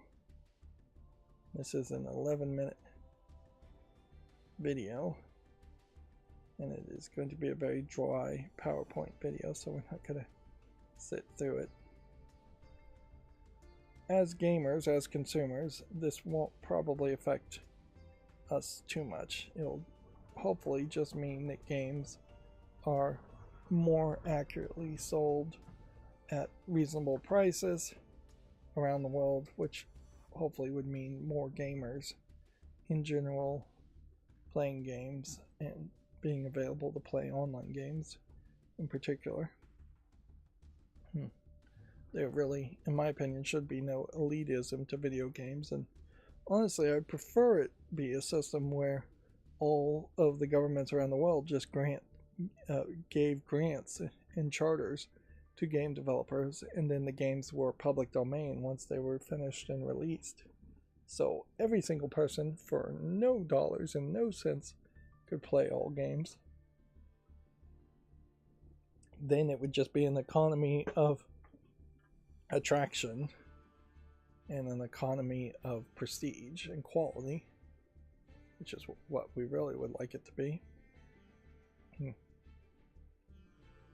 Let's see. Wall run and slice up massive machines in the upcoming Motor Slice arriving in May. We watched the trailer for that.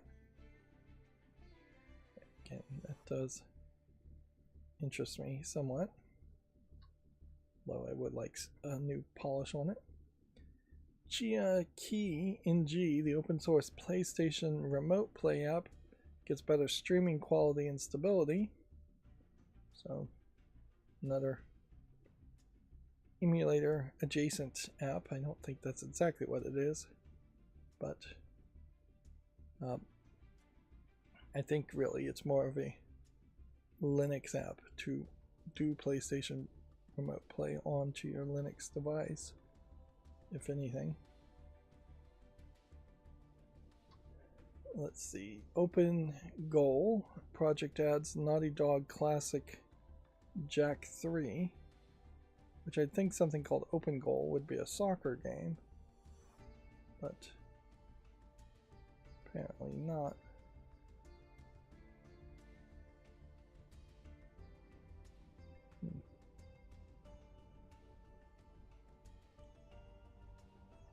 Apparently, again, this was like an April Fool's Day type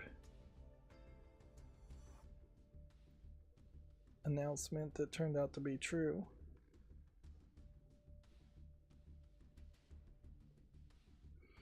Jak and Daxter is yet another one of these series that probably should have had more popularity. Perhaps shows that the massive dominance of Nintendo over a really long amount of time created a lot of competitors that didn't get their fair dues. Jak and Daxter is probably a great example of that. Even like Banjo-Kazooie trying to be a Nintendo released game originally was given less promotion and less attention than, say, Mario 64 was. Yeah, it's the 3D platformer shooter type games. Although Mario 64 wasn't a shooter. Game really should have been more of a genre in itself that succeeded a lot more than it really did. Even now, I wish there were more games like those that were good that came out. Moving on, the Steam beta adds remote downloads management, making it easier to manage downloads and updates across systems from desktops and Steam Decks. Okay, sounds nice. It is continuously still a case where these betas are not really adding a ton of new features each time. So yeah, here you have the download page. Can I get it to go back?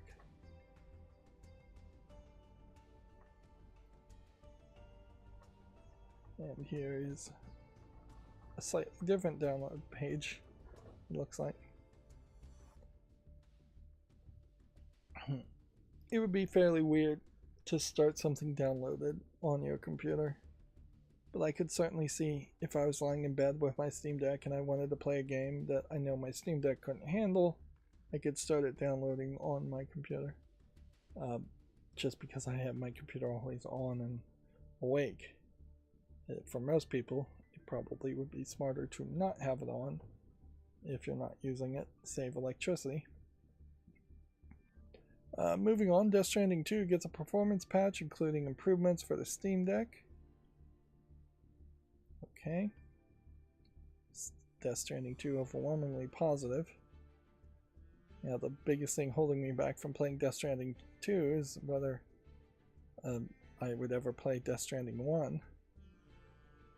And I suppose with the recent news of Studio Unbound being acquired by Shift Up, it does at least say something that Kojima Productions has been able to put out 2 games now without being acquired. Although I imagine Kojima Productions still feels like they probably haven't, or Kojima himself feels like he hasn't achieved his goal of really being a Hollywood person involved with Hollywood movie making, which is really what I think he wants to do. He, as far as I know, has not gotten a Death Stranding movie to the production stage, which is really, I think, what he would love to see happen, is that he could make some kind of movie like that. Let's see, Counter-Strike 2 gets a beta with a fancy new animation system. Interesting. I say that when in reality I'm really not interested at all.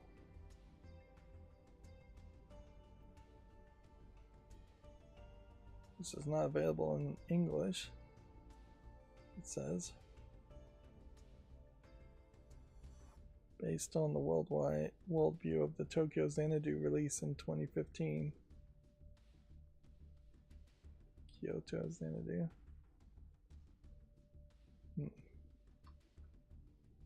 Here's Counter-Strike 2. Previously known as Counter-Strike Global Offensive.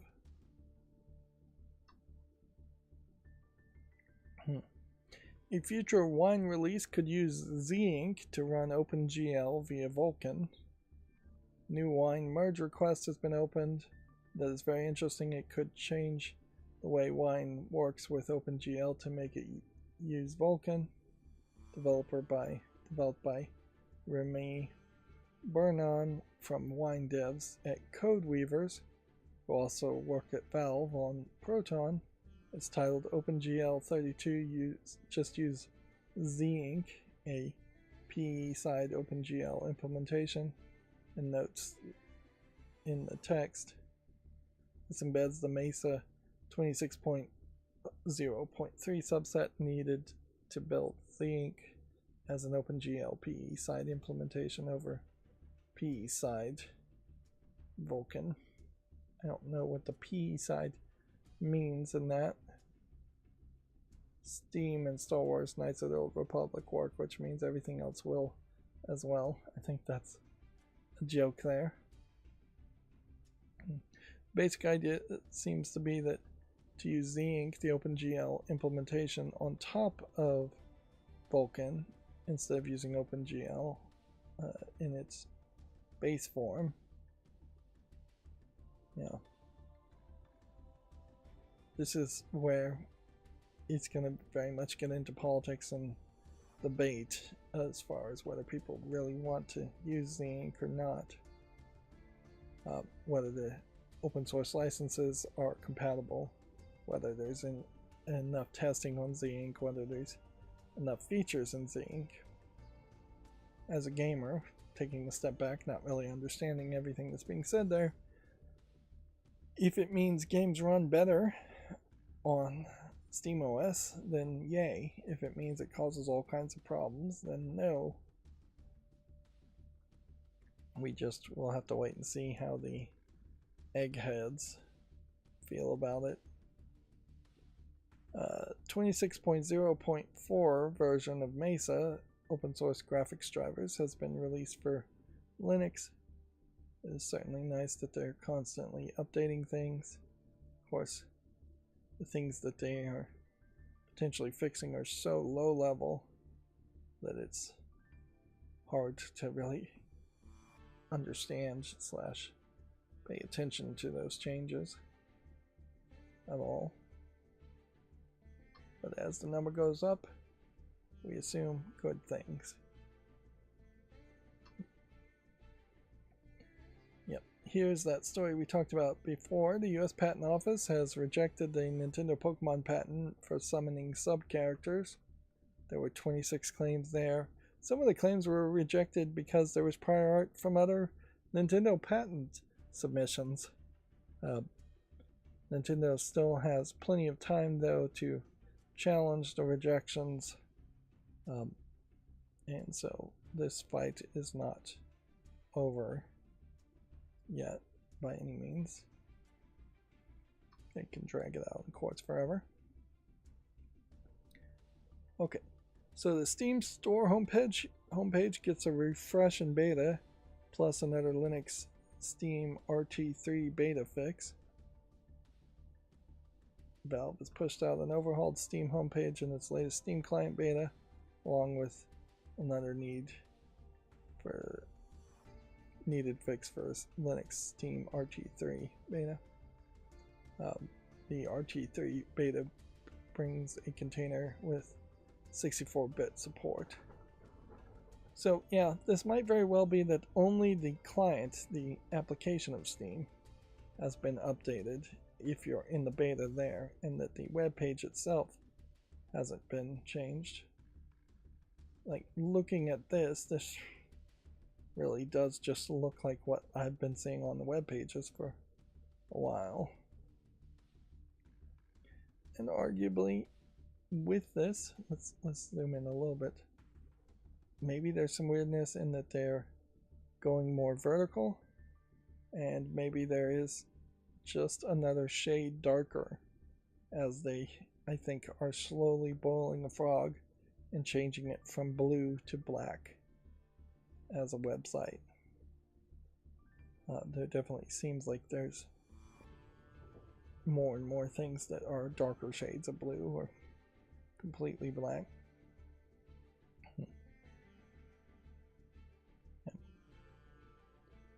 Yeah, no huge changes. This Steam RT3 beta is the thing that will be a big change if it gets fully implemented at some point in the future.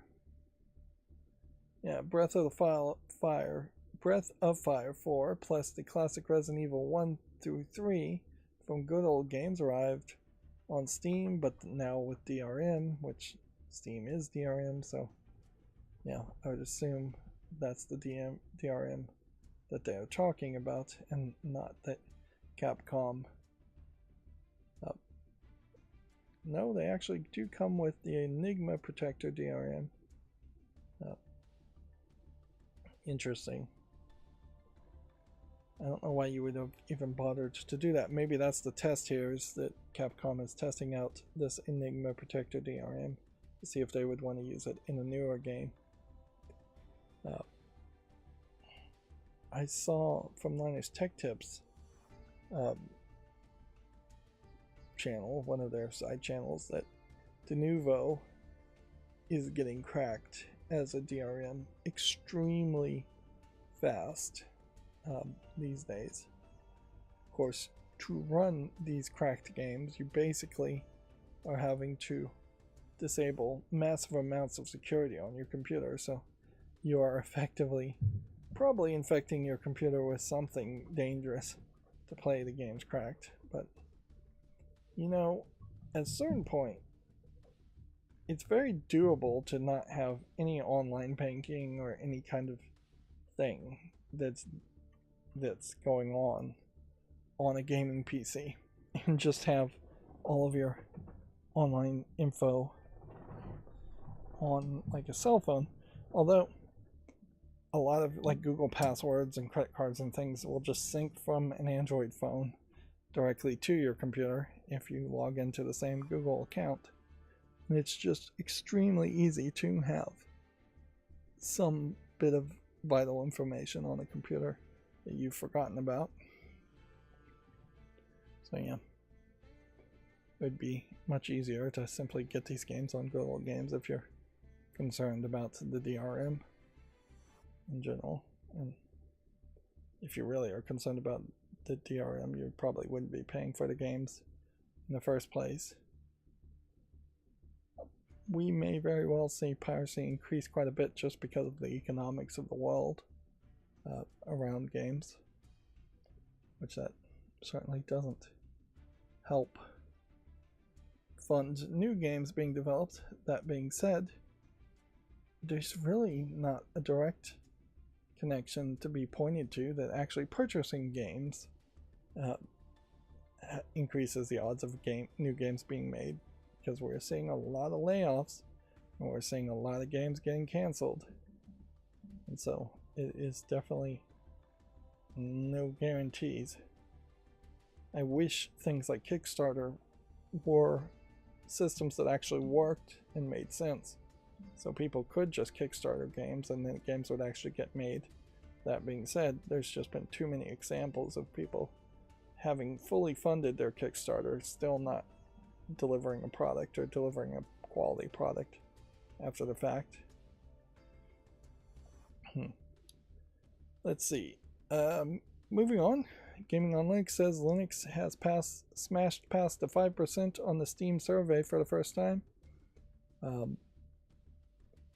Okay, so Linux is now at 5.33% of all hardware being used via the Steam client, which almost all of that change is people moving away from Windows, because they are either moving away from Windows to Mac OS, which went up 1.19%, or Linux, which went up 3.10%. We still have a decent amount of separation, though, on what operating systems they are moving to, what distros they are moving to, if they are moving to Linux. NVIDIA announces a preview of a DRM per plane color pipeline API support on Linux, which would be good for HDR. I don't know why it would be DRM though, unless DRM means something different.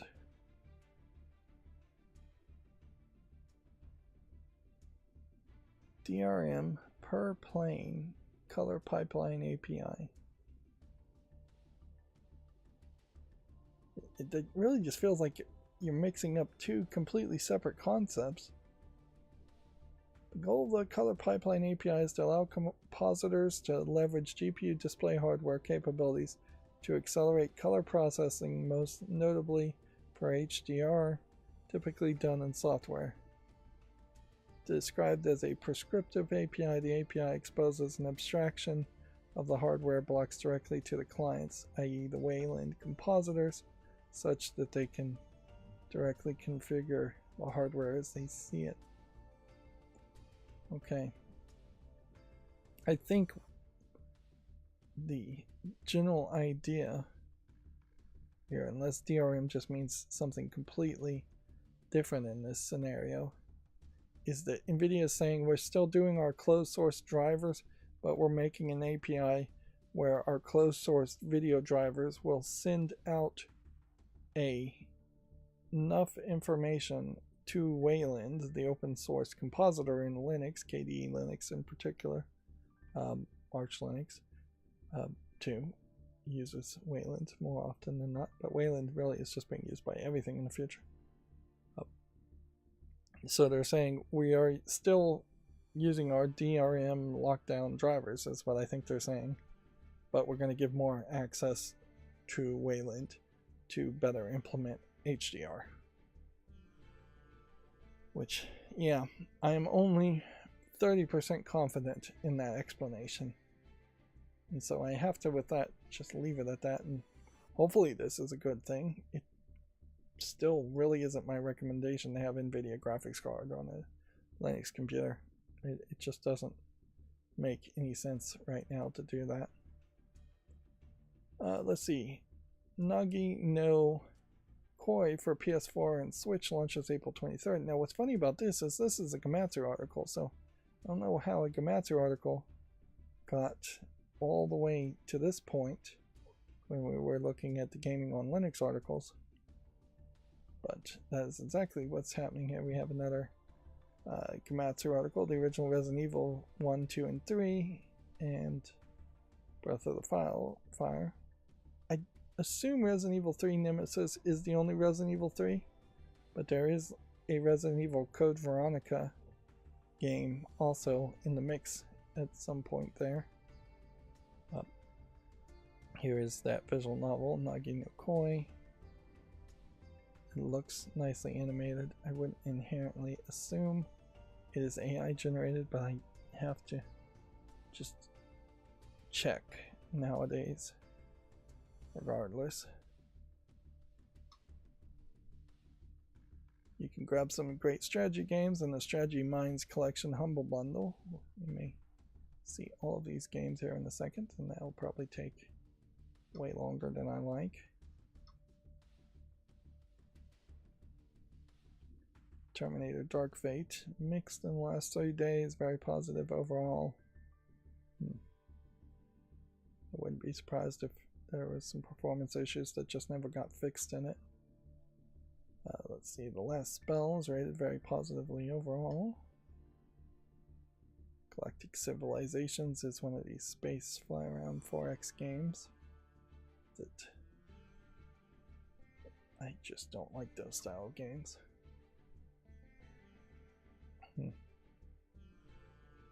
Yeah, if those were the only topic games to play, I would probably just stop playing video games at that point. And then that brings us to GameDeveloper.com articles, which we've been seeing a lot more GameDeveloper.com articles lately. They do seem to be just putting more effort into it lately. MechWar developer Piranha Games has laid off 30% of its staff, according to its CEO, which I don't know why you wouldn't trust the CEO in this case.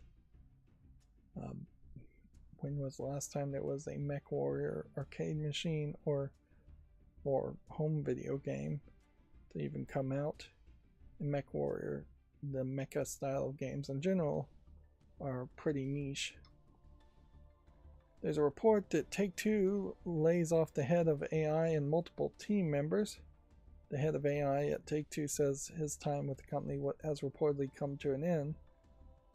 It's funny that they're saying reportedly here. You'd think you'd be able to say it's been confirmed by the head of AI.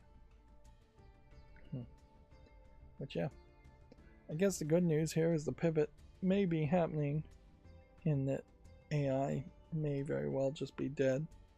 And certainly if you have AI on your resume as far as you were the CEO or head of AI in the future, that's probably a terrible thing to be on your resume in most scenarios. Yeah, and I guess there is probably a logic there that if you were to spend a massive amount of time looking at people's resumes as far as who gets hired, who doesn't in the games industry, you might very well find trends and patterns there. You'd think something like LinkedIn could put out that kind of information, but Microsoft probably doesn't want that information out, and they own LinkedIn, and LinkedIn as a company and as a site is pretty terrible. Yeah, and I think I'm at a point now where I will never use LinkedIn again in my life. So, yeah. I don't really have a lot of use for it or to pay any attention to it. Let's see. Stormgate is rushing offline mode after losing server access to an AI company. The Stormgate team is attempting to patch on offline mode before the server provider pulls the plug at the end of April. Which that is not something we've heard about before, but it's probably going to happen more and more often, is that you're going to see video game companies who are running servers for their video games having their contracts canceled, not extended, in favor of them using that same hardware for AI reasons. Yeah. And it almost certainly is the case that very few game companies are actually running their own servers for their online games. Let's see, Nexon agrees to publish Overwatch in Korea. I would assume this is really Overwatch 2 that they have rebranded as Overwatch. which would mean this character in particular is not really one that they're particularly focused on. If this is the first time that Overwatch is coming to Korea, I mean, it is really years behind at that point. It's almost certainly not going to become very popular. The Last of Us Online was 80% complete when Naughty Dog canceled it. Well, if you had 80% completion of anything, you'd think that a lot of that code could be used in some other game. That being said, there is also an old adage that the last 10% of any project takes 90% of the time, and these percentages are frankly just made up numbers, because you really just cannot know in the moment. You could only retroactively calculate a level of completion, and even for that, for a video game, you're basically just going to be calculating how many man hours were put into it at one point versus another, or how many lines of code, which would be less accurate, were in it at one point versus another. Lines of code being severely less accurate because code gets changed, and good code is completely different than bad code. The fact that anybody's talking about it shows that somebody is still carrying the torch for The Last of Us Online, which I don't think would have really succeeded that well. I've never heard anyone sing the praises of the actual gameplay of Last of Us. It's the story and the characters that people sing the praises of, so a multiplayer that would have been missing story and characters isn't guaranteed in my mind to succeed. Then we have Old World. I guess that was another bundle game. Yeah, these are strategy games from a while ago. Call of Duty Black Ops 7 appears to earn an estimated $30,000 on Steam per negative review. Interesting. Data helps companies sell games. It can also sometimes tell very silly stories, is the subheadline.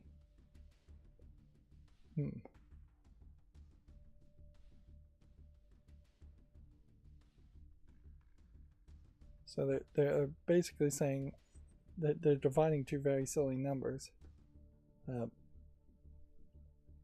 that they have a general estimated amount of money that Call of Duty Black Ops 7 has made, and they're dividing it by the number of negative reviews. There is probably some truth to this, in that any review, whether it's negative, neutral, or positive, indicates a small fraction of how many people are actually playing the game, and if they're playing the game, they bought the game. So yeah, if 1 out of every 100 players buys the game and reviews it, then there are 99 players that didn't review it. If each of those 100 players was paying $70 for it, then you would multiply 100 times 70 to get $7,000 in profit. So my numbers are a little off there. It looks like it's probably 1 out of 300 players. 400? Yes, it's over 400 players gives it a negative review at $70 per game, would equal 30,000, I think. I'm not awake enough to do the math, but yeah, that's kind of the nutshell of truth amongst some really bad math. That, yeah, people very rarely review games.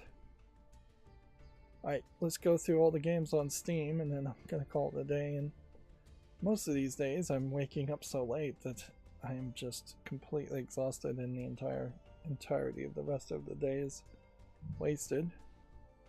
Alright, so what we will be doing is going through all the games fairly quickly, evaluating whether they deserve the pretense of a YouTube short being made for them, which we'll see if that actually ever happens. and whether they need to be on the follow list. So if I'm completely uninterested in the game like this one, I'll swipe down and I'll close the tab. If I am interested in it to make a YouTube short, I'll swipe this way. If I'm really interested in it, I will click up the follow list first, follow button first. The vast majority of games are not worth mentioning anything about them, so I tend to go somewhat quiet in these experiences. Now if I put it on the follow list and it already has a date here, that means I already made a YouTube short on it, so that is a checkbox that I'm injecting into the pages using JavaScript. It works most of the time, not always. It needs to work always. That is something for me to work further on in the future.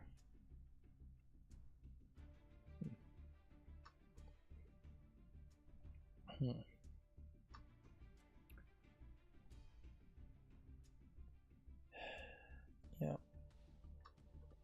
And inherently, after 3 hours of streaming, I'm fairly mentally exhausted and physically exhausted, so I tend to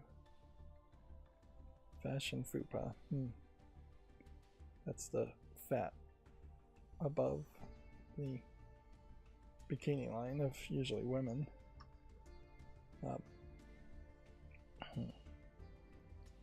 Although I suppose it can be applied to men. Men just would call it more of a gut. Although that may not actually be what fupa means.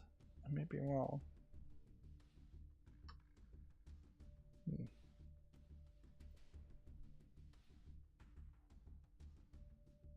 But yeah, if I'm mentally exhausted, sometimes I give games too much of a chance. And then I put far too many games on the follow list in general. And then I really don't have a good system to clean up the follow list. So I am constantly just making the problem worse. Maintaining a negative response, negative success. Guess I'll put this on the wish list. I wasn't super interested in this game, but whatever. Yeah.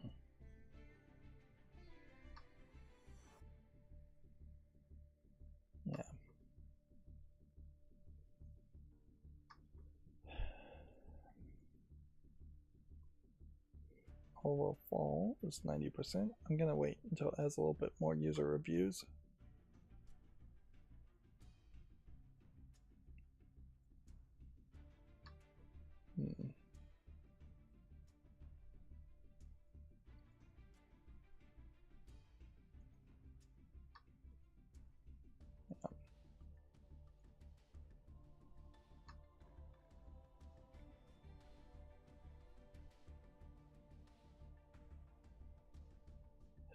Yeah.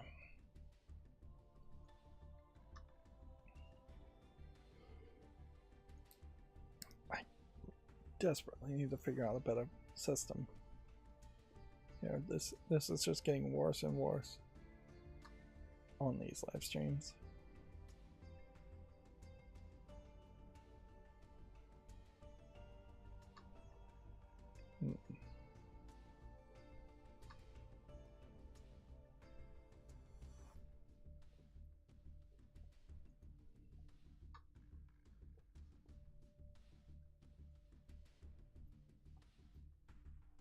And it's really going to come down to, I guess, just abandoning the premise. If I'm going to make changes, I'm going to have to abandon the premise of doing things online live. That way, it makes more footage and potentially more watch time. Which, let's face it, it really hasn't. Wonder if this VHS game is in any way connected to those. I think they're Mexican movies series called VHS.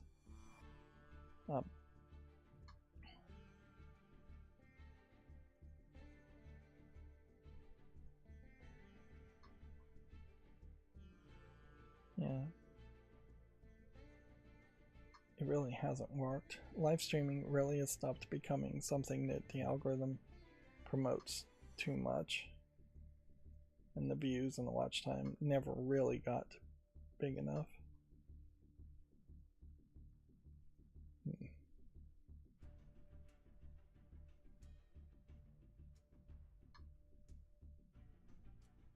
I think I'm just getting more and more tired.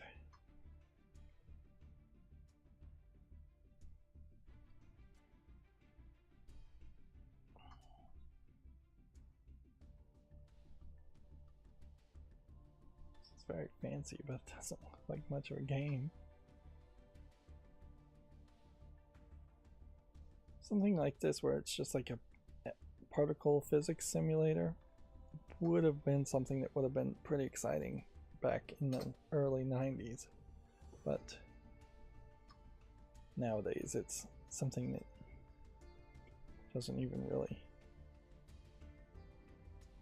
register as a game.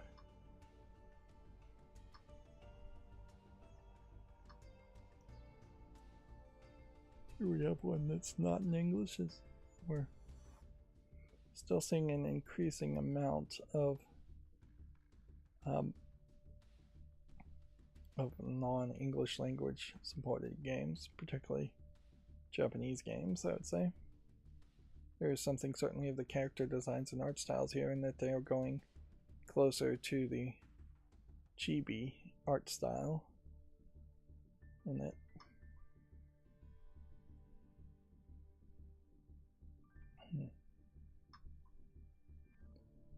more of the more mainstream makers, such as the Senran Kagura developers and Neptunia makers, have come out directly, and they've started using, these Japanese developers have been using this current era phrase in Japanese. Maybe means something more, but basically when they're saying they're modernizing the game for a current era, they're very subtly saying, hey, these games that were lewd in the past are not going to be guaranteed approval on Steam nowadays, so we're revitalizing these games that once sold exclusively on being lewd into being more generic, boring, but palatable to Steam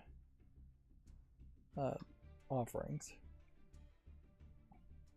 which inherently that's going to kill both the Senran Kagura and the Neptunia series, because nobody's going to buy a Senran Kagura game if it doesn't have cheesecake in it. That's all that game ever offered. And Neptunia games are definitely going to be less desirable if there's less cheesecake in it.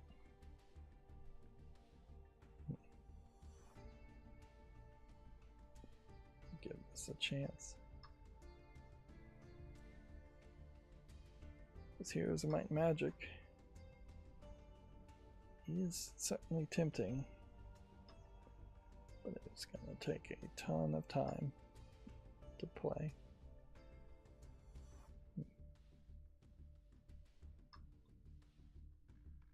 Looks like we're starting to see more Chinese games, probably AI generated.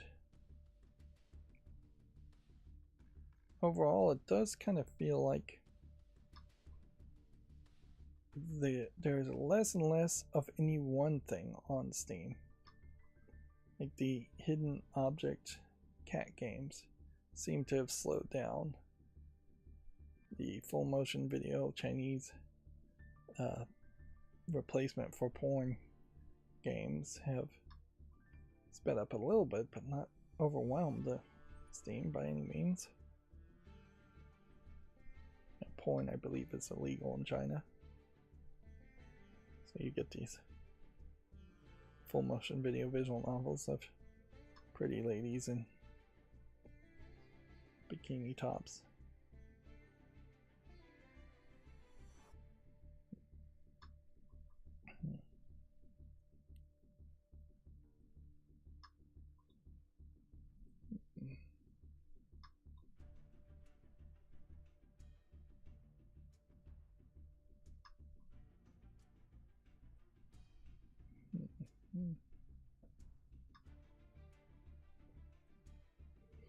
I still really am not mentally able to give up the premise of live streaming while working in some way. But maybe it could be implemented in a different way. I don't know how, though.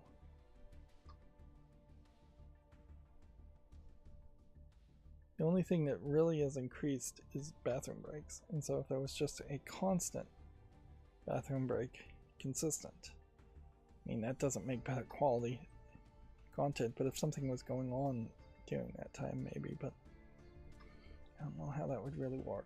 It was always slightly my thoughts that instead of just showing Yu-Gi-Oh! Master Duel being played, I would have some kinds of videos or trailers playing. But kind of like commercials. I never really got anywhere with that. If I turned it from videos and commercials being played into YouTube shorts being made, that would be interesting. Goth Mommy. But there's no way I could stream and record the YouTube shorts at the same time. My computer's not powerful enough. My GPU is not powerful enough. It barely, on my old computer, is powerful enough to do the 6 YouTube shorts it was doing at once.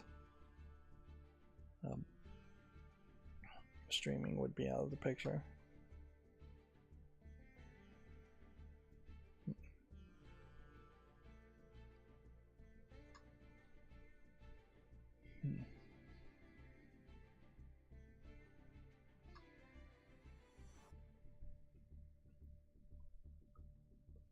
I kind of wish there was a way to invoke the pre-recorded content during live streams and show that. I don't know how that would work either. Now we're gonna scroll down just quickly through this ball list, set up, and then we'll call it a day.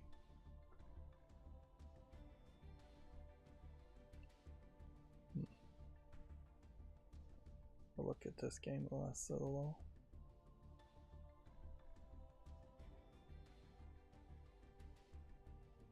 Yeah, very positive 52 user reviews, not quite enough. Like, probably could just say no to it right now. Does seem to be too online focused. I don't know why we have eFootball open. Normally that would be the end of the show, but AIM Labs and Dota were also open. Alright, well, that's going to be the end of the show. As always, I ask you to like, share, subscribe, comment, and keep on watching. Thanks.